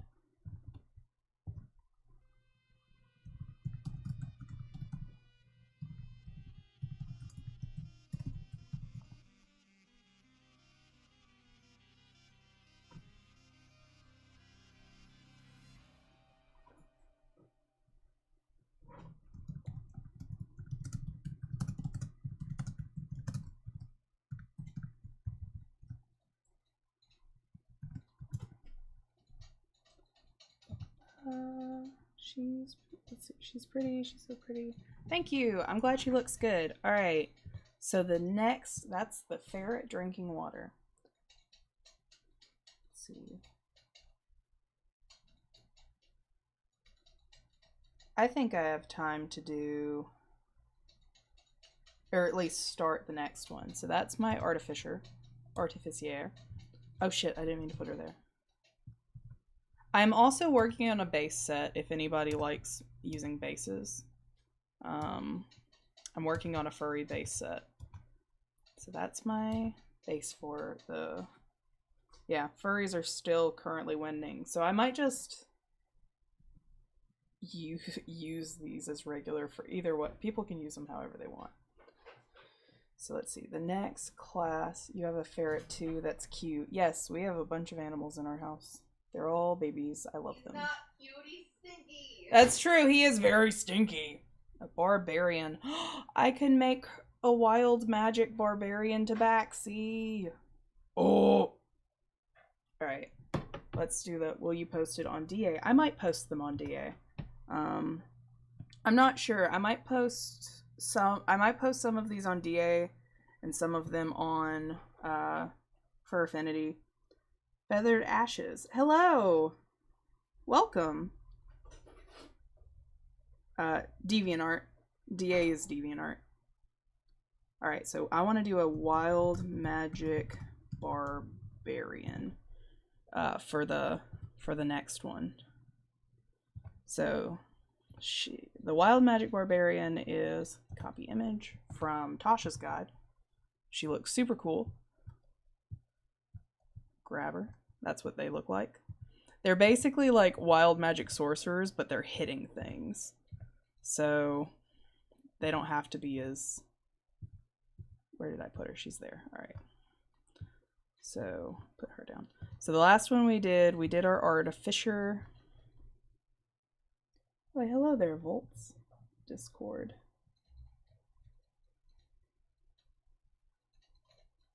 Did I say Discord? My brain's like, what did I say? I don't know. I don't know what I said. Let's see. Alright, so I want to do Wild Magic Barbarian.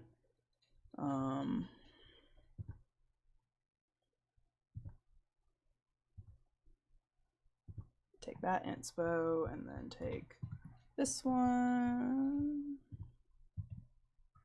Control V. Nope, that's not what I wanted to do. Copy this. Paste in here. Alright, what's the different types of characters? Is there a gardener / herb person? You can be a druid, which is kind of that. Let's see. I use the app 5e character a lot.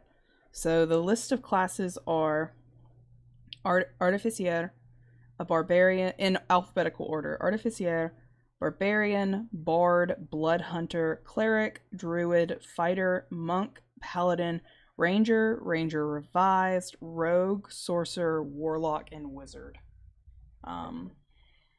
Which covers a lot of bases. There are also a ton of homebrewed things, but currently I'm going off the list of non-homebrewed things. I lost my Tabaxi ref poster here. There we go. So Wild Magic, Barbarian, and let's roll the color palettes. No, I don't like that. I don't like that. I don't like that. Oh, that's very purple. I wonder if there's a way for me to... Hold on. Yes. Would you like a baked potato and then Not right now, but yes. I'll put it in the microwave. Thank you. I can do my window. Let's see, new colors. At source. Oh, you can see my Streamlabs. Hold on. Colors. Here we go. Done. Shrink this down. Make it small. Just so you can see the roulette of colors as I do them. That might be too small. I just want to show you the wrong. All right. Just want to show you the color roulette and then I'll turn it off. So, all right. 1. Oh, that's actually really cute. Oh, but that's so many pastels. No. Ooh, I like that. I like that a lot, actually. All right, let's do this. We'll do this one. New. Snip this.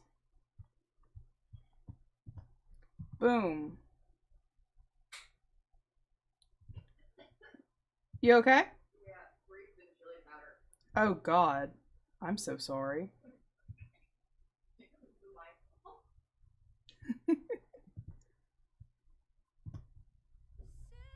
Red ashes burn red, but they fall like snow. All right, so we got our colors, we got our inspirations, we got our Wild Magic Barbarian. What's D&D? Oh my word, I wish I knew more about these kind of things. So D&D is Dungeons and Dragons. I'm obsessed with it. It's my favorite thing in the world. And I'm making a set of furries for Dungeons and Dragons. Because Dungeons and Dragons has a race called Tabaxi. So I'm making a bunch of cat people. You know, like, yeah.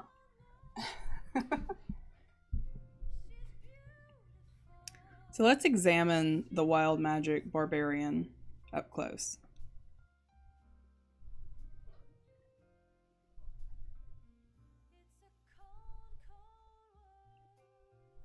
Oh, she has flowers coming off of her. I guess because that's just how anything can happen with wild magic.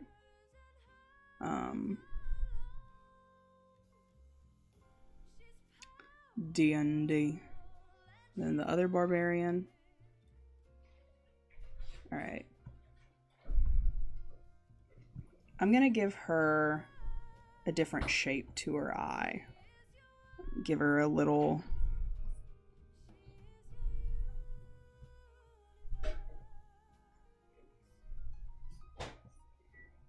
Give her a nice round heart nose.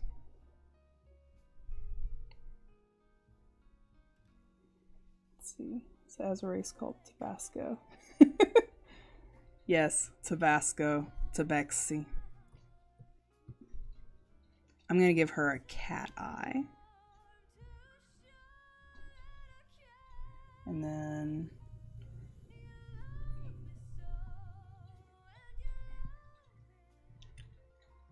for furry eyebrows, let's look at her Tabaxi.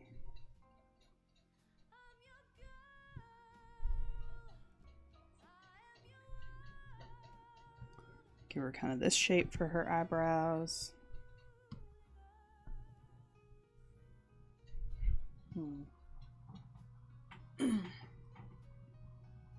then going to be a druid. Yeah, my bean's gonna be a druid. Nice. Yeah, the artificer I made was a very generic, you can make this any kind of artificier. I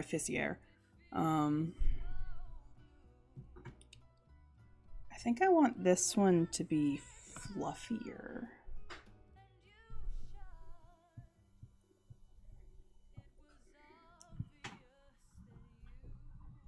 Because barbarians are kind of, that's what I like about the wild magic barbarian, is because it has the look of like a softer magic casting class, or like whimsical. Oh, I can make this one Whimsy. Oh, I can name her Whimsy. Oh, Whimsy. Oh no, I like that a lot. Nice. Druids are the most amazing class. I have been objective here and not letting my personal opinion of druids influence my comment. I mean, even if you were, that's valid. My favorite class to play in D&D when I'm a player honestly tends to be cleric. I really like playing clerics. I enjoy playing human characters and clerics because no one ever wants to be support and no one wants to be boring humans. So I play humans. I never play a human fighter personally. I feel like that's been done probably a few too many times, but I like playing clerics. Whimsy would have big fluff here. She'll have more round. The artificer has a lot of kind of soft points. I'm gonna give Whimsy more round things. So wild magic is a type of, originally a sorcerer class. So sorcerers in D&D are people born with magic that just kind of, they get it from their charisma. They get it from their raw awesomeness. They don't have to study it. They just kind of get it. Wild magic barbarians are barbarians that have access to the wild magic that sorcerers can get. Wild magic is like the most pure, untamed form of magic. And they just throw it into their punches. So I want her to have kind of a soft but feral look. I might add some black into her design, or like a dark color into her design.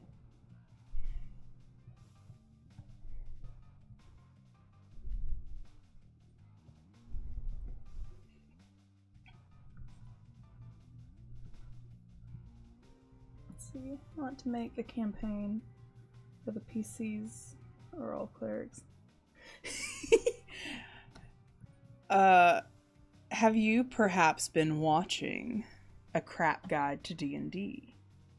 Random thing. Yeah. Every time you cast a spell, it might go wild and do something random and fun. Yes, sometimes wild magic can be super cool, and sometimes you can turn yourself into a potted plant.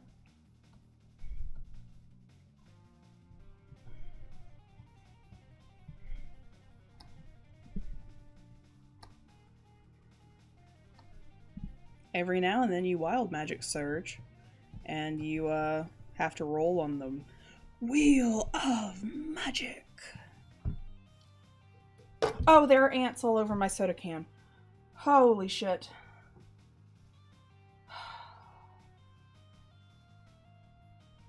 When did you get there?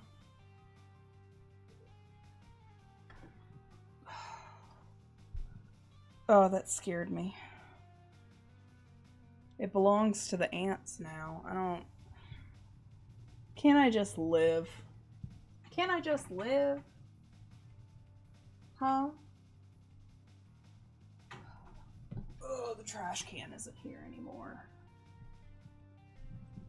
Can I just have a day where ants aren't all over me, and my workstation, and my life? Just one day. There's the window. Just one day I would like to not be covered in ants and flies. Is that so hard to ask? Is that too much to ask? Can't we just get it home? You're just gonna fall in the Mountain Dew can and die. I don't understand. You're just gonna fall in the Mountain Dew can and die.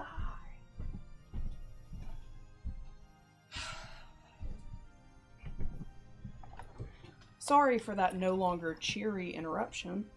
Got bad to D&D? Never. That's really valid.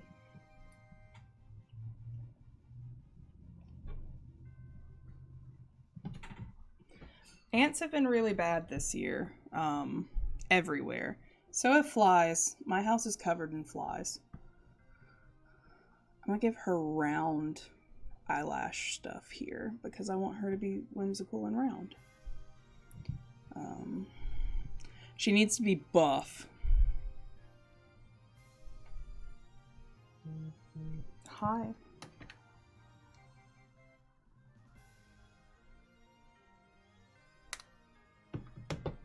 The rant is amazing.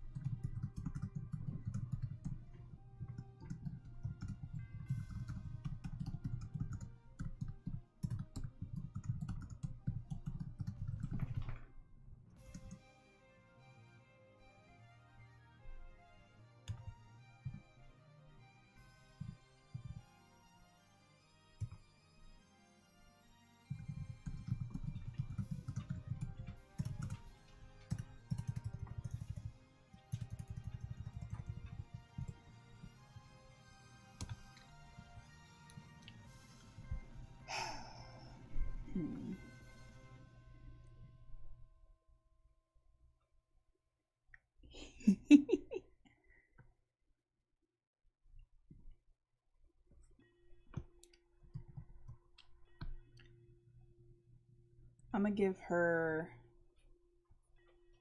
not like a big, not big like boobs, but like a thick, muscular chest.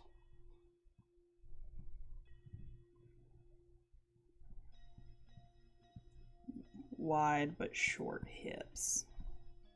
There we go. Hi, you want to come under the desk?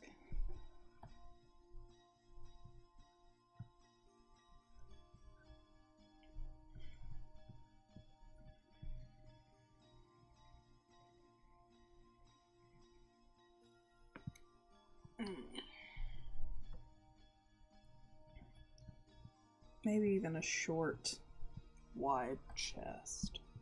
And like a, yeah.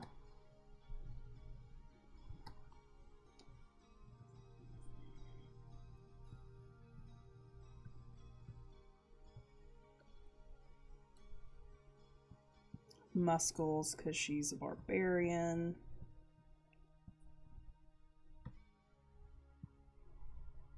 Put fur there. Hip dip.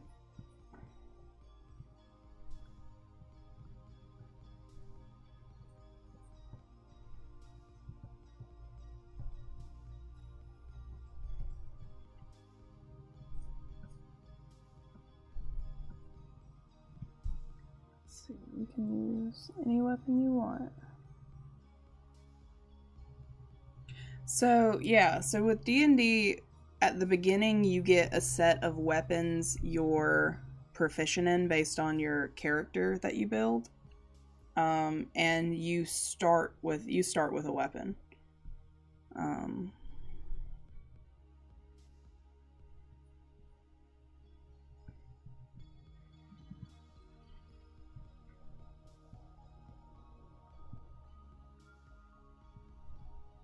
You start with your weapon. You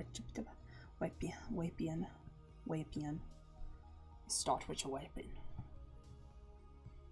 Don't know why I can't talk. Alright, so this is Whimsy getting started. I might swap the heart eyes for stars. That might fit a little better with like... I think that'll fit better. Let me do stars.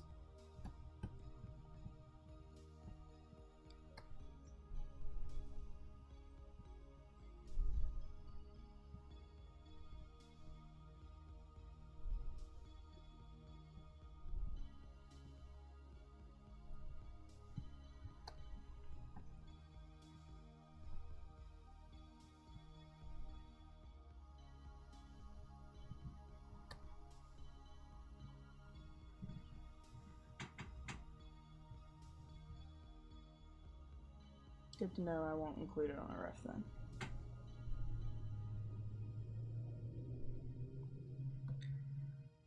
Should I give her hair? I know furries sometimes like furries that have like hairstyles. I didn't do it on the last one because I really liked the fur pattern.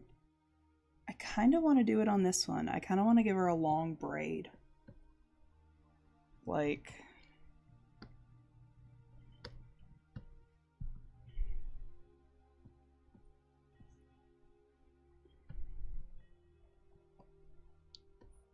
if she had something like this that was really whimsical.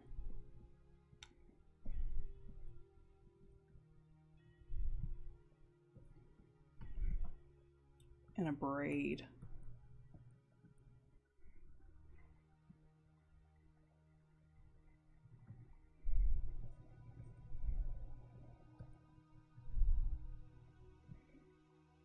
Something about the way I did her muzzle fucked me up. Hold on.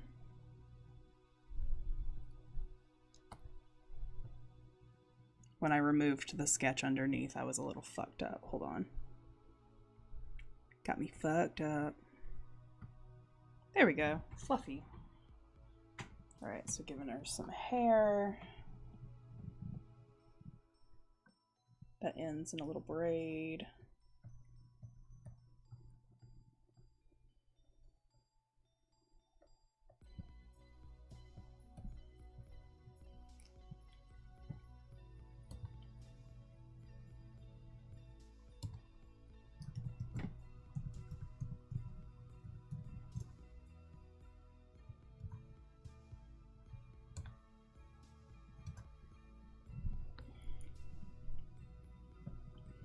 And I want to kind of keep the shape to a degree of the concept art one, but not completely.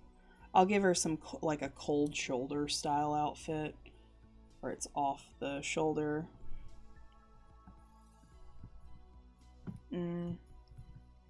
Yeah.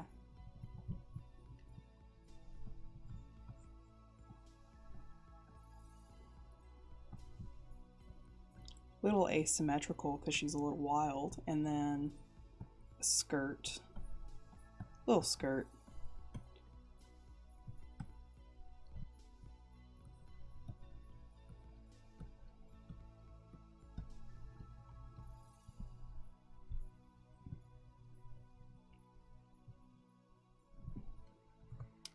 Down here, give her little tufts there. Give her little tufts here.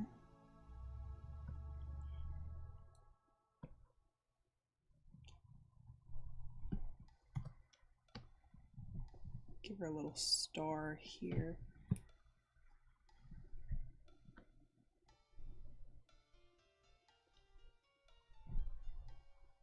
Give her like a holster for her sword.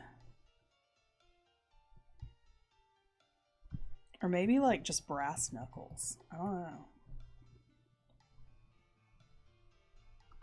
Give her some boots. Not like boots, but just like foot coverings.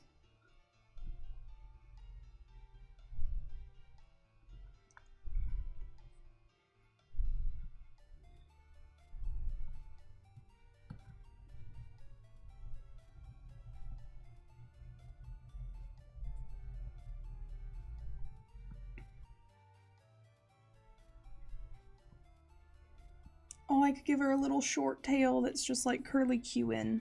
Just like, boop.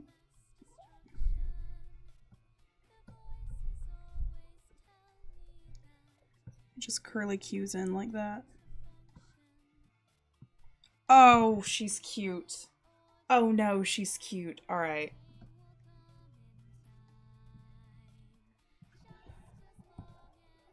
Now to do her face body line art.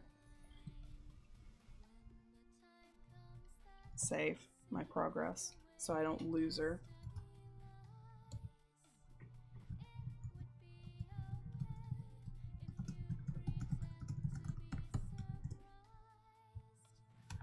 I see it in more clarity. I love her. I love hair. I'm glad you like her. I like her too. See, this is why I get worried about making adoptables, because I'm worried I'll like what I designed too much and want to just keep them.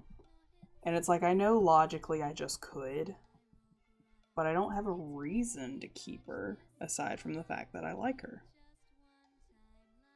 Time to keep her nice and round.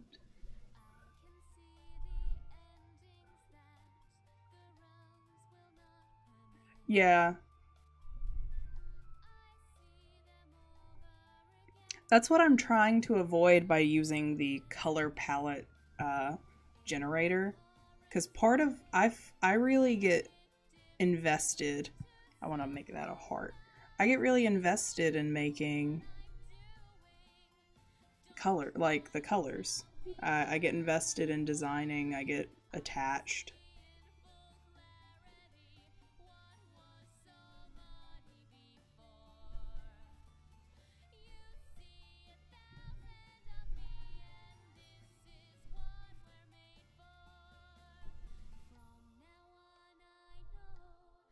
Be more careful where I tread. I'm alive.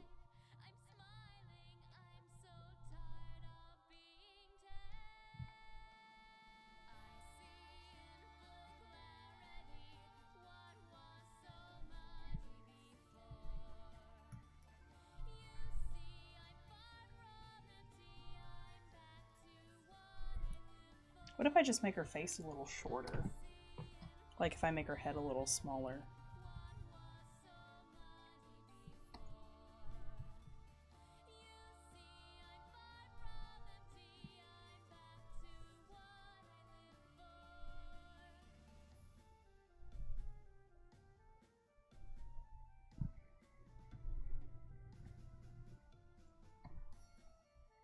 And then if I pull it up,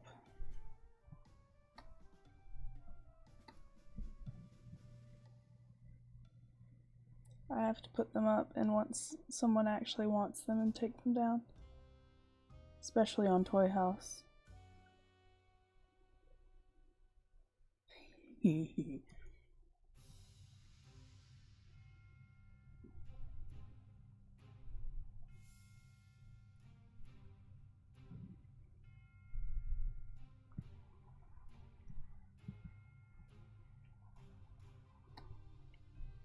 I don't tend to make adoptables, but I am glad that I'm trying.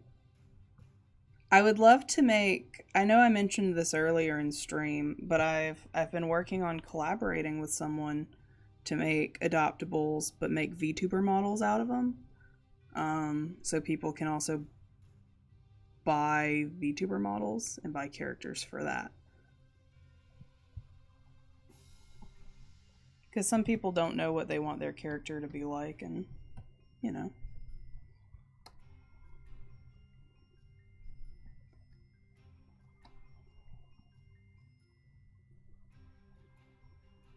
Move these eyebrows up. Experiment with Blender until my brain is not valid. Good luck.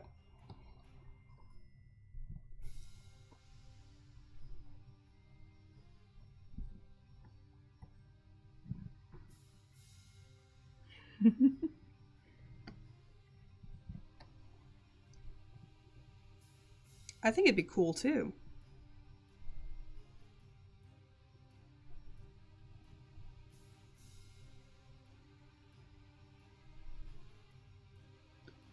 They would be very simply rigged, because my rig is very simple.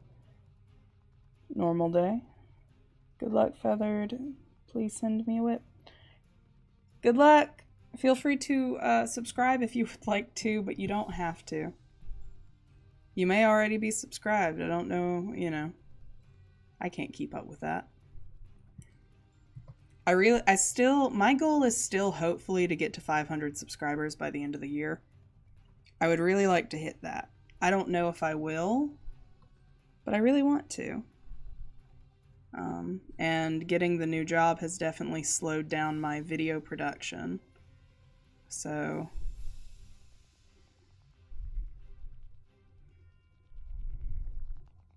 I think I'll just make her fluffy down like that.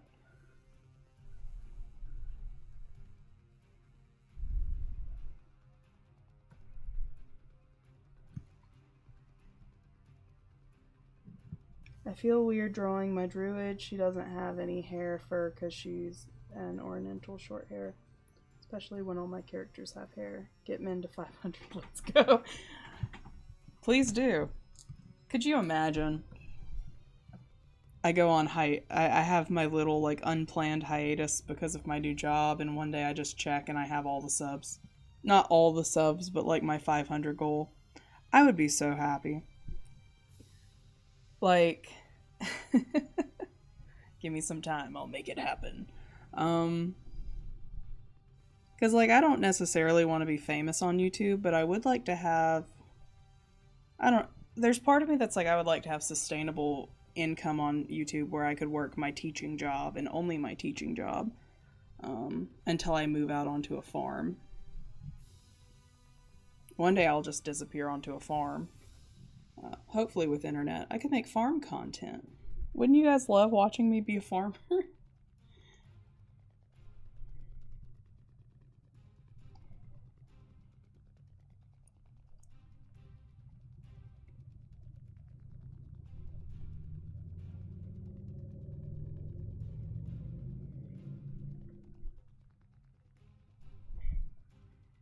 Challenge accepted. It's okay, there are no consequences for failing the challenge. Because my goal is to get to 500 before the end of the year, but if I don't hit that, then it just becomes my goal next year. Or like my goal for before my birthday. Like,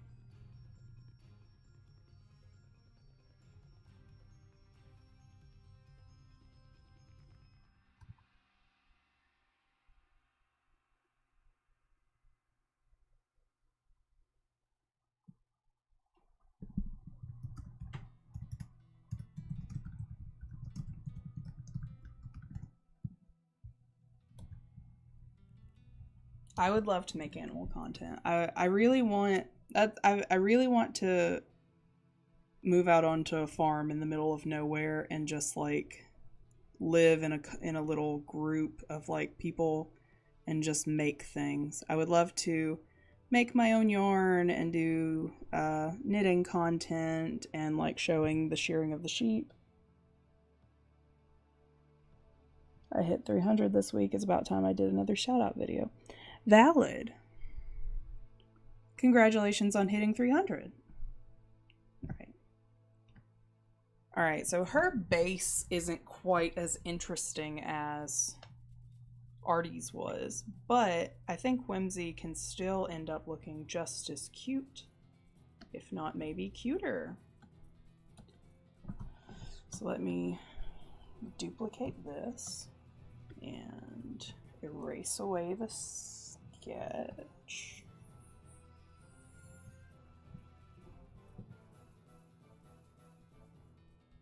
I'm thinking about making, I think I'll make this blue her fur pattern. Cause fuck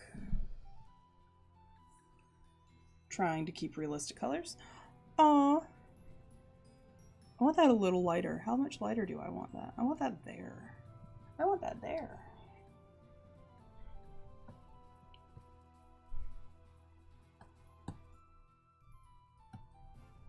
There we go. There's an ant on me.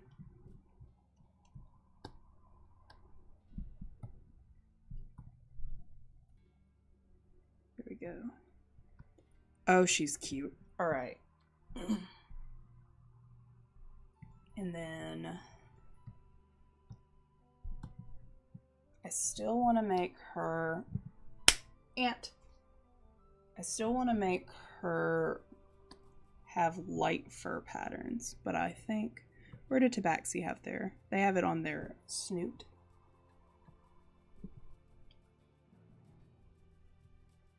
They have, oh.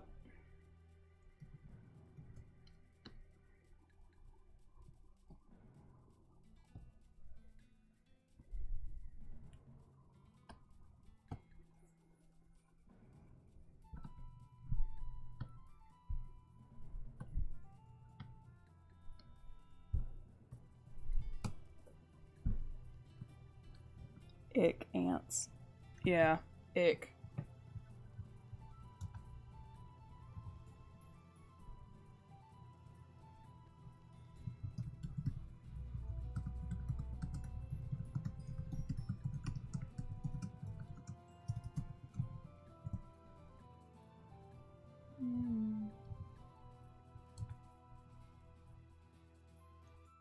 Let's see.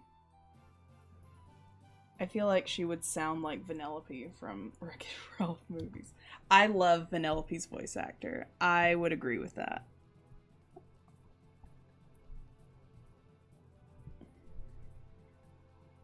Oh, that's why. All right. So they just have it around their mouths and then down.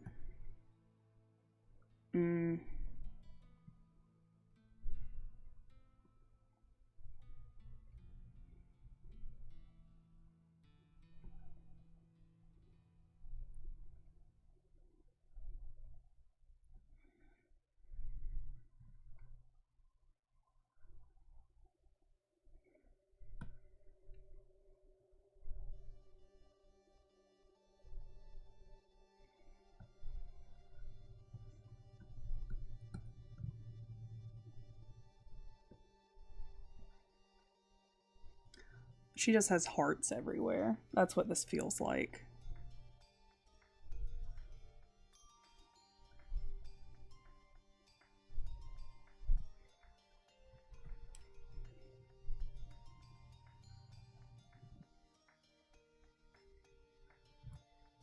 Do you watch LTLA? I'm sorry, I see that and my brain goes Atlanta. I don't think so. I don't think so. What is that?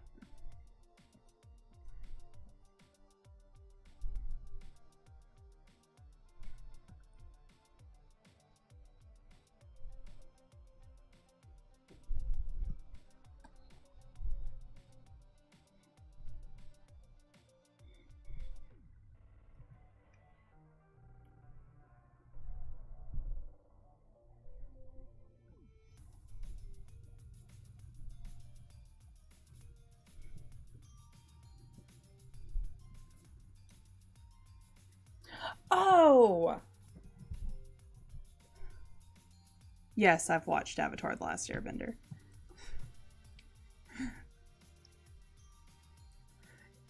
It's been so long, sometimes I forget that that's the abbreviation for Avatar. Yeah, I grew up watching Avatar. Avatar. I really liked it growing up.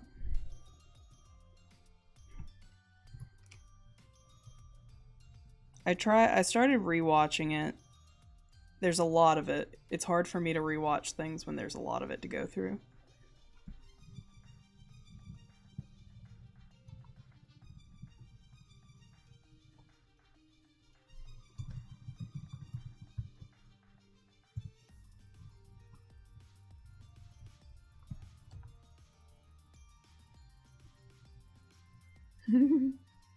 I love it. I simp for Sokka. That's valid. As As a kid, I was really into Sokka. Um, oh, what's her name? One of Azula's friends, the one that's in a lot of pink and is really soft, mint. Like, I simped for her, and I simped for like end of series Zuko.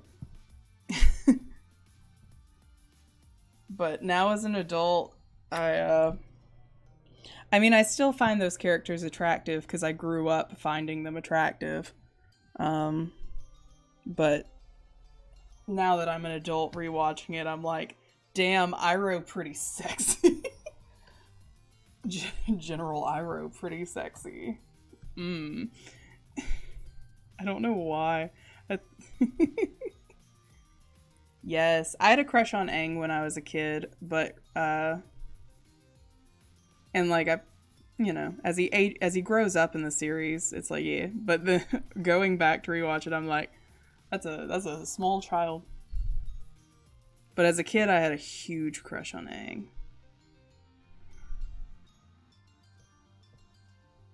Green beans yet? Ah, yes. I don't think there's anything wrong. I'm gonna say this. I know there's a lot of controversy online about the way I've phrased this might be cancelable one day, but like there's a lot of discourse online about when adults are attracted to child characters. But in shows like Avatar: The Last Airbender, where those adults grew up younger than those characters, like I was younger than Aang when I was watching Avatar, so I had a crush on Aang as a kid. And like when I see older versions of him, I'm like, that's my husband. But when I go back to the beginning of the series, I'm like, that's a child. So I don't think there's anything wrong when you grow up having crushes on characters, still having crushes on those characters as an adult. And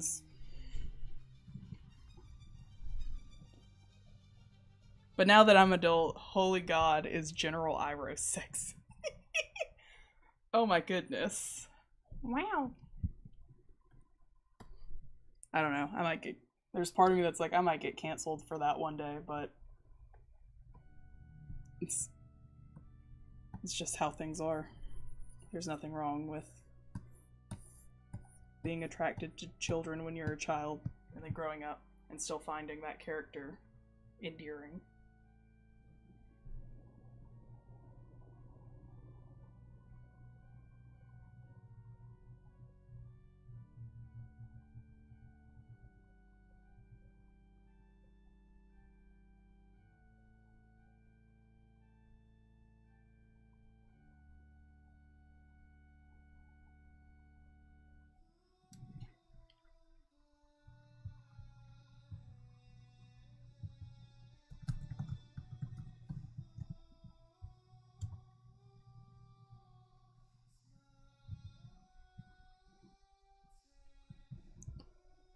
I kind of liked the contrast of this color being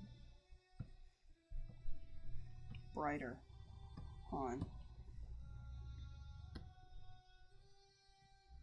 I like that. Yeah. I mean, it's not. I mean, for me specifically, it's not like I'm gonna be looting anybody. I don't. The only characters I draw not safe for work of are mine. But I agree, it's different when people are gross about it. I don't know. I feel that way about a lot of things. It's like if you're not gross about it, or if you are gross about it, keep it in a community where kids aren't going to see it.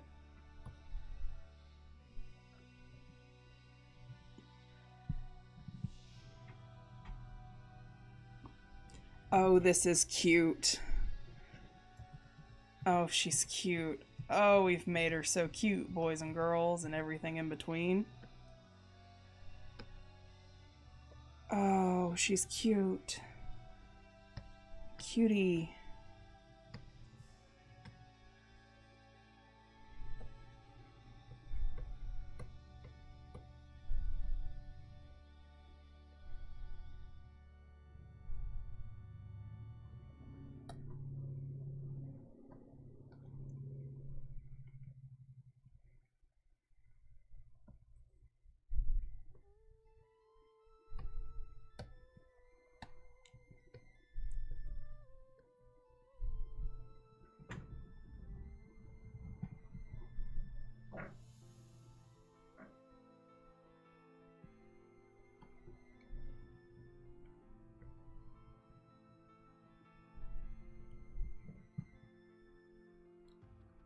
Yes, she's so cute. Oh, this color palette is so cute.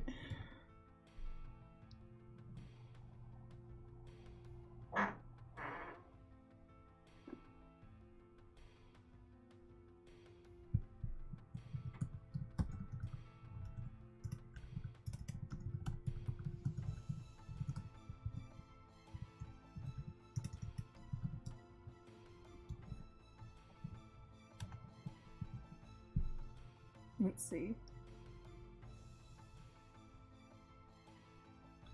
Yeah, definitely. I got a strike recently for crediting someone on AF in a video who had not safe for on their account that I wasn't aware of. That was annoying. That is dumb.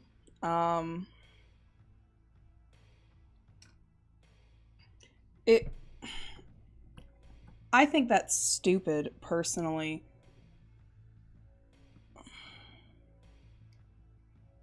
Because the other option is not crediting an... That doesn't sit right. I don't like that. That doesn't sit right with me. Because the other option is not giving credit to an artist. And it's like... What the fuck is we doing? Like, that's... it makes me mad. I'm gonna go over this with the version that gets done in multiply. It's the wrong layer. This one. There we go. I like that contrast better. I mean, that's pretty good, but it's a little. Okay. I'm so sorry. Like, was it a strike on YouTube? Because you shouldn't have gotten a strike on YouTube about it.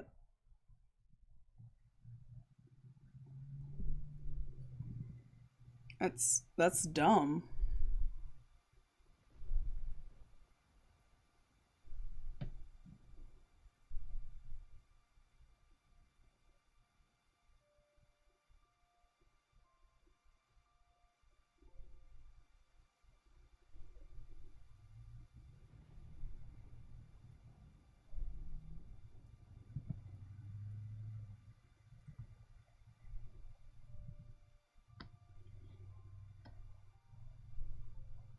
Oh, Art Fight.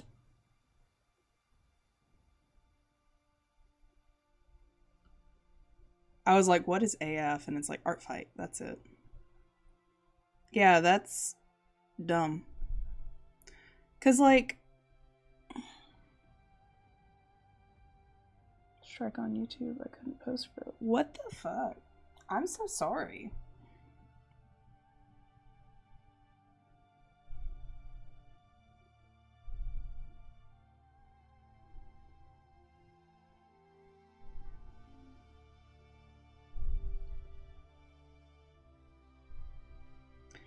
I kind of like this magical little fur pattern I've added here.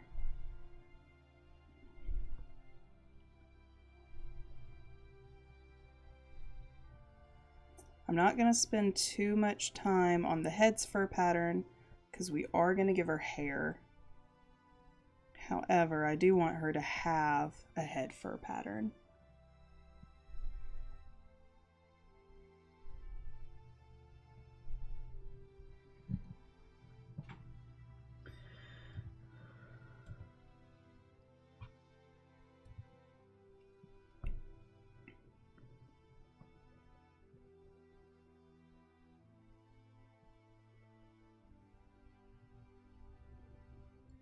Yeah, it's on their account, but it was censored on their account too, so IDK, it was weird.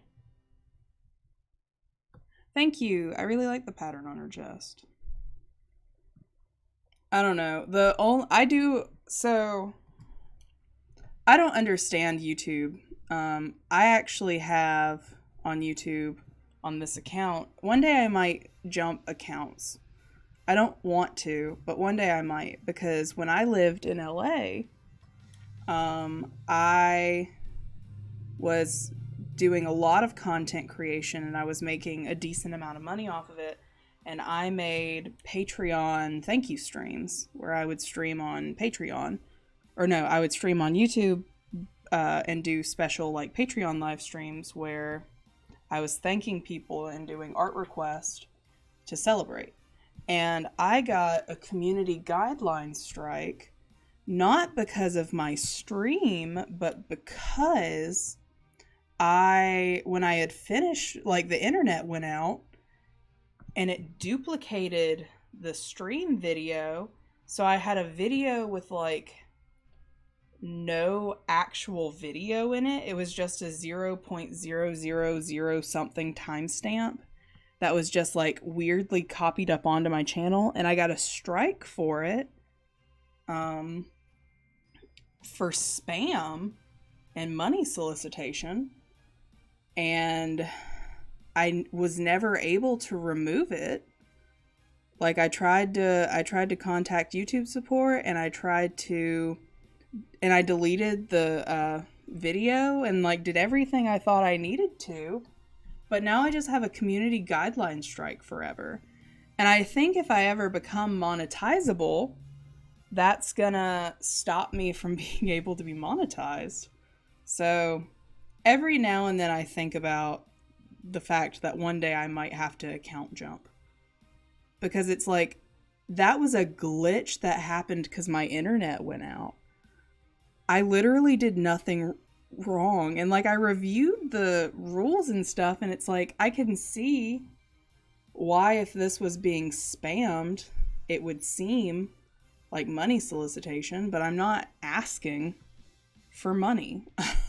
I am thanking people who have given, who pay me. So I don't know. I don't want to make YouTube ever my full-time anything, because you just can't trust it.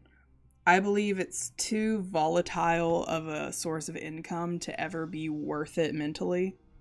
However, I would like to be able to make a little bit just so I can work one job instead of two. Like,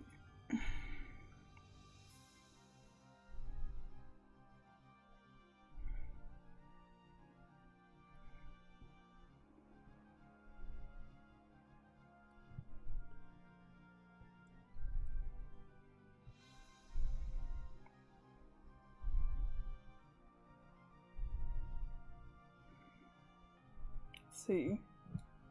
Oh my goodness, that's awful. What the heck? That's dumb. You shouldn't have gotten a strike for that at all. That's awful. Yeah, that was back in 2018. I had that issue in 2018. So it's been 3 years as well. And that strike is just on my channel forever. It's super dumb. It makes me sad and mad. But I have reserved a new account for if that ever happens. So, oh my god, she's so cute. Oh, I just pulled back to look at Oliver for the first time in a while.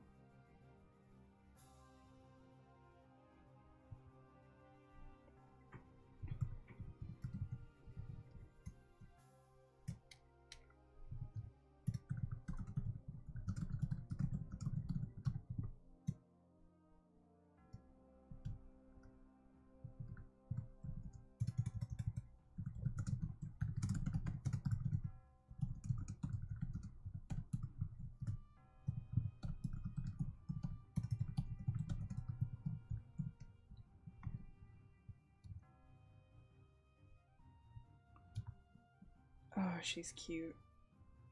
I gotta do her eyes. I'm thinking... So these are her fur colors. Oh, that also looks cute with just the light. Oh, wait. We're at a dilemma now. I kind of like that.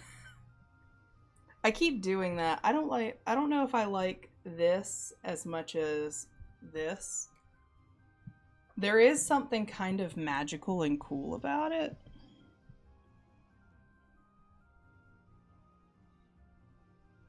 But it feels like too much light colors.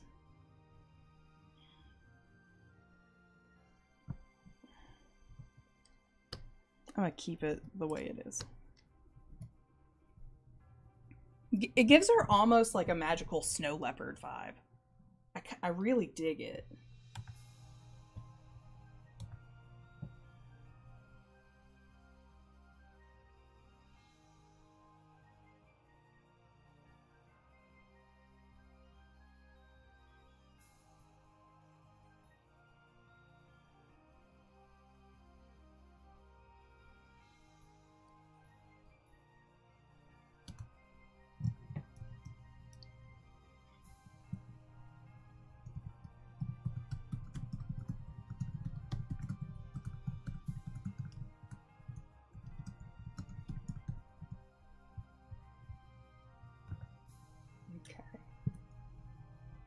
I think her eye color will help. Yeah, I think the eye color will help too. I don't know if I want to make her eye color the pink or the purple. Yes, you are welcome to send her to me for critique.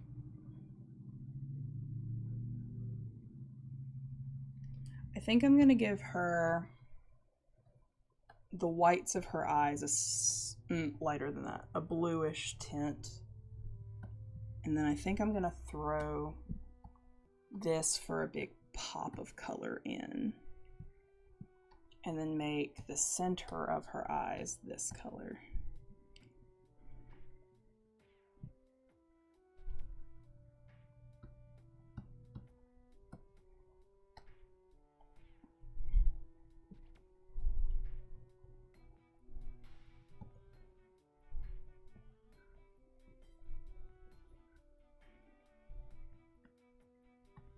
I don't know if I like that. Hold on.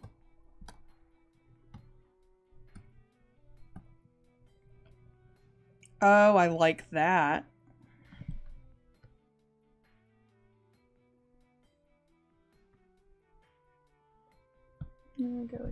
Go eat lunch. Be back in 20 minutes. If you're still on, thank you for streaming. Yeah. I'm glad you had fun.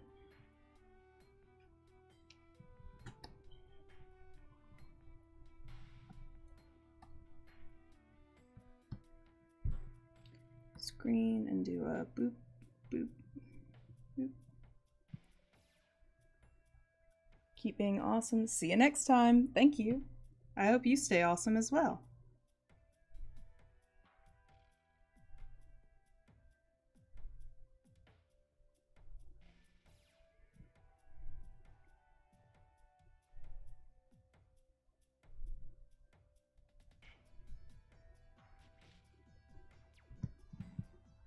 Oh, cute. Ah, it makes her seem like a snow leopard. Ah, I love her. Oh no, I love her. I'm really struggling a little with this. I'm gonna make the inside of her mouth blue. Nope, that's a screen layer. Make the inside of her mouth blue. Oh, I hate that, actually. I actually hate that. Whoops. Doesn't need to be that red. Oh shit, alright. Make it pink. Ah, there we go. Oh, she's cute.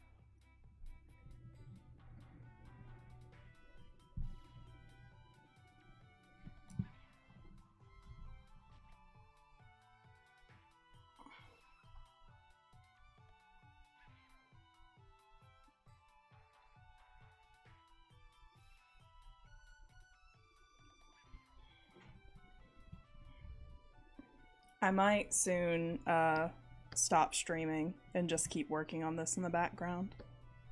But I've really enjoyed streaming today. I'm glad to make content. Alright, I'll probably stop it there. That's a really long stream. It's been good. All right. Thank you everyone for coming, and if you're watching this in the future, thank you for watching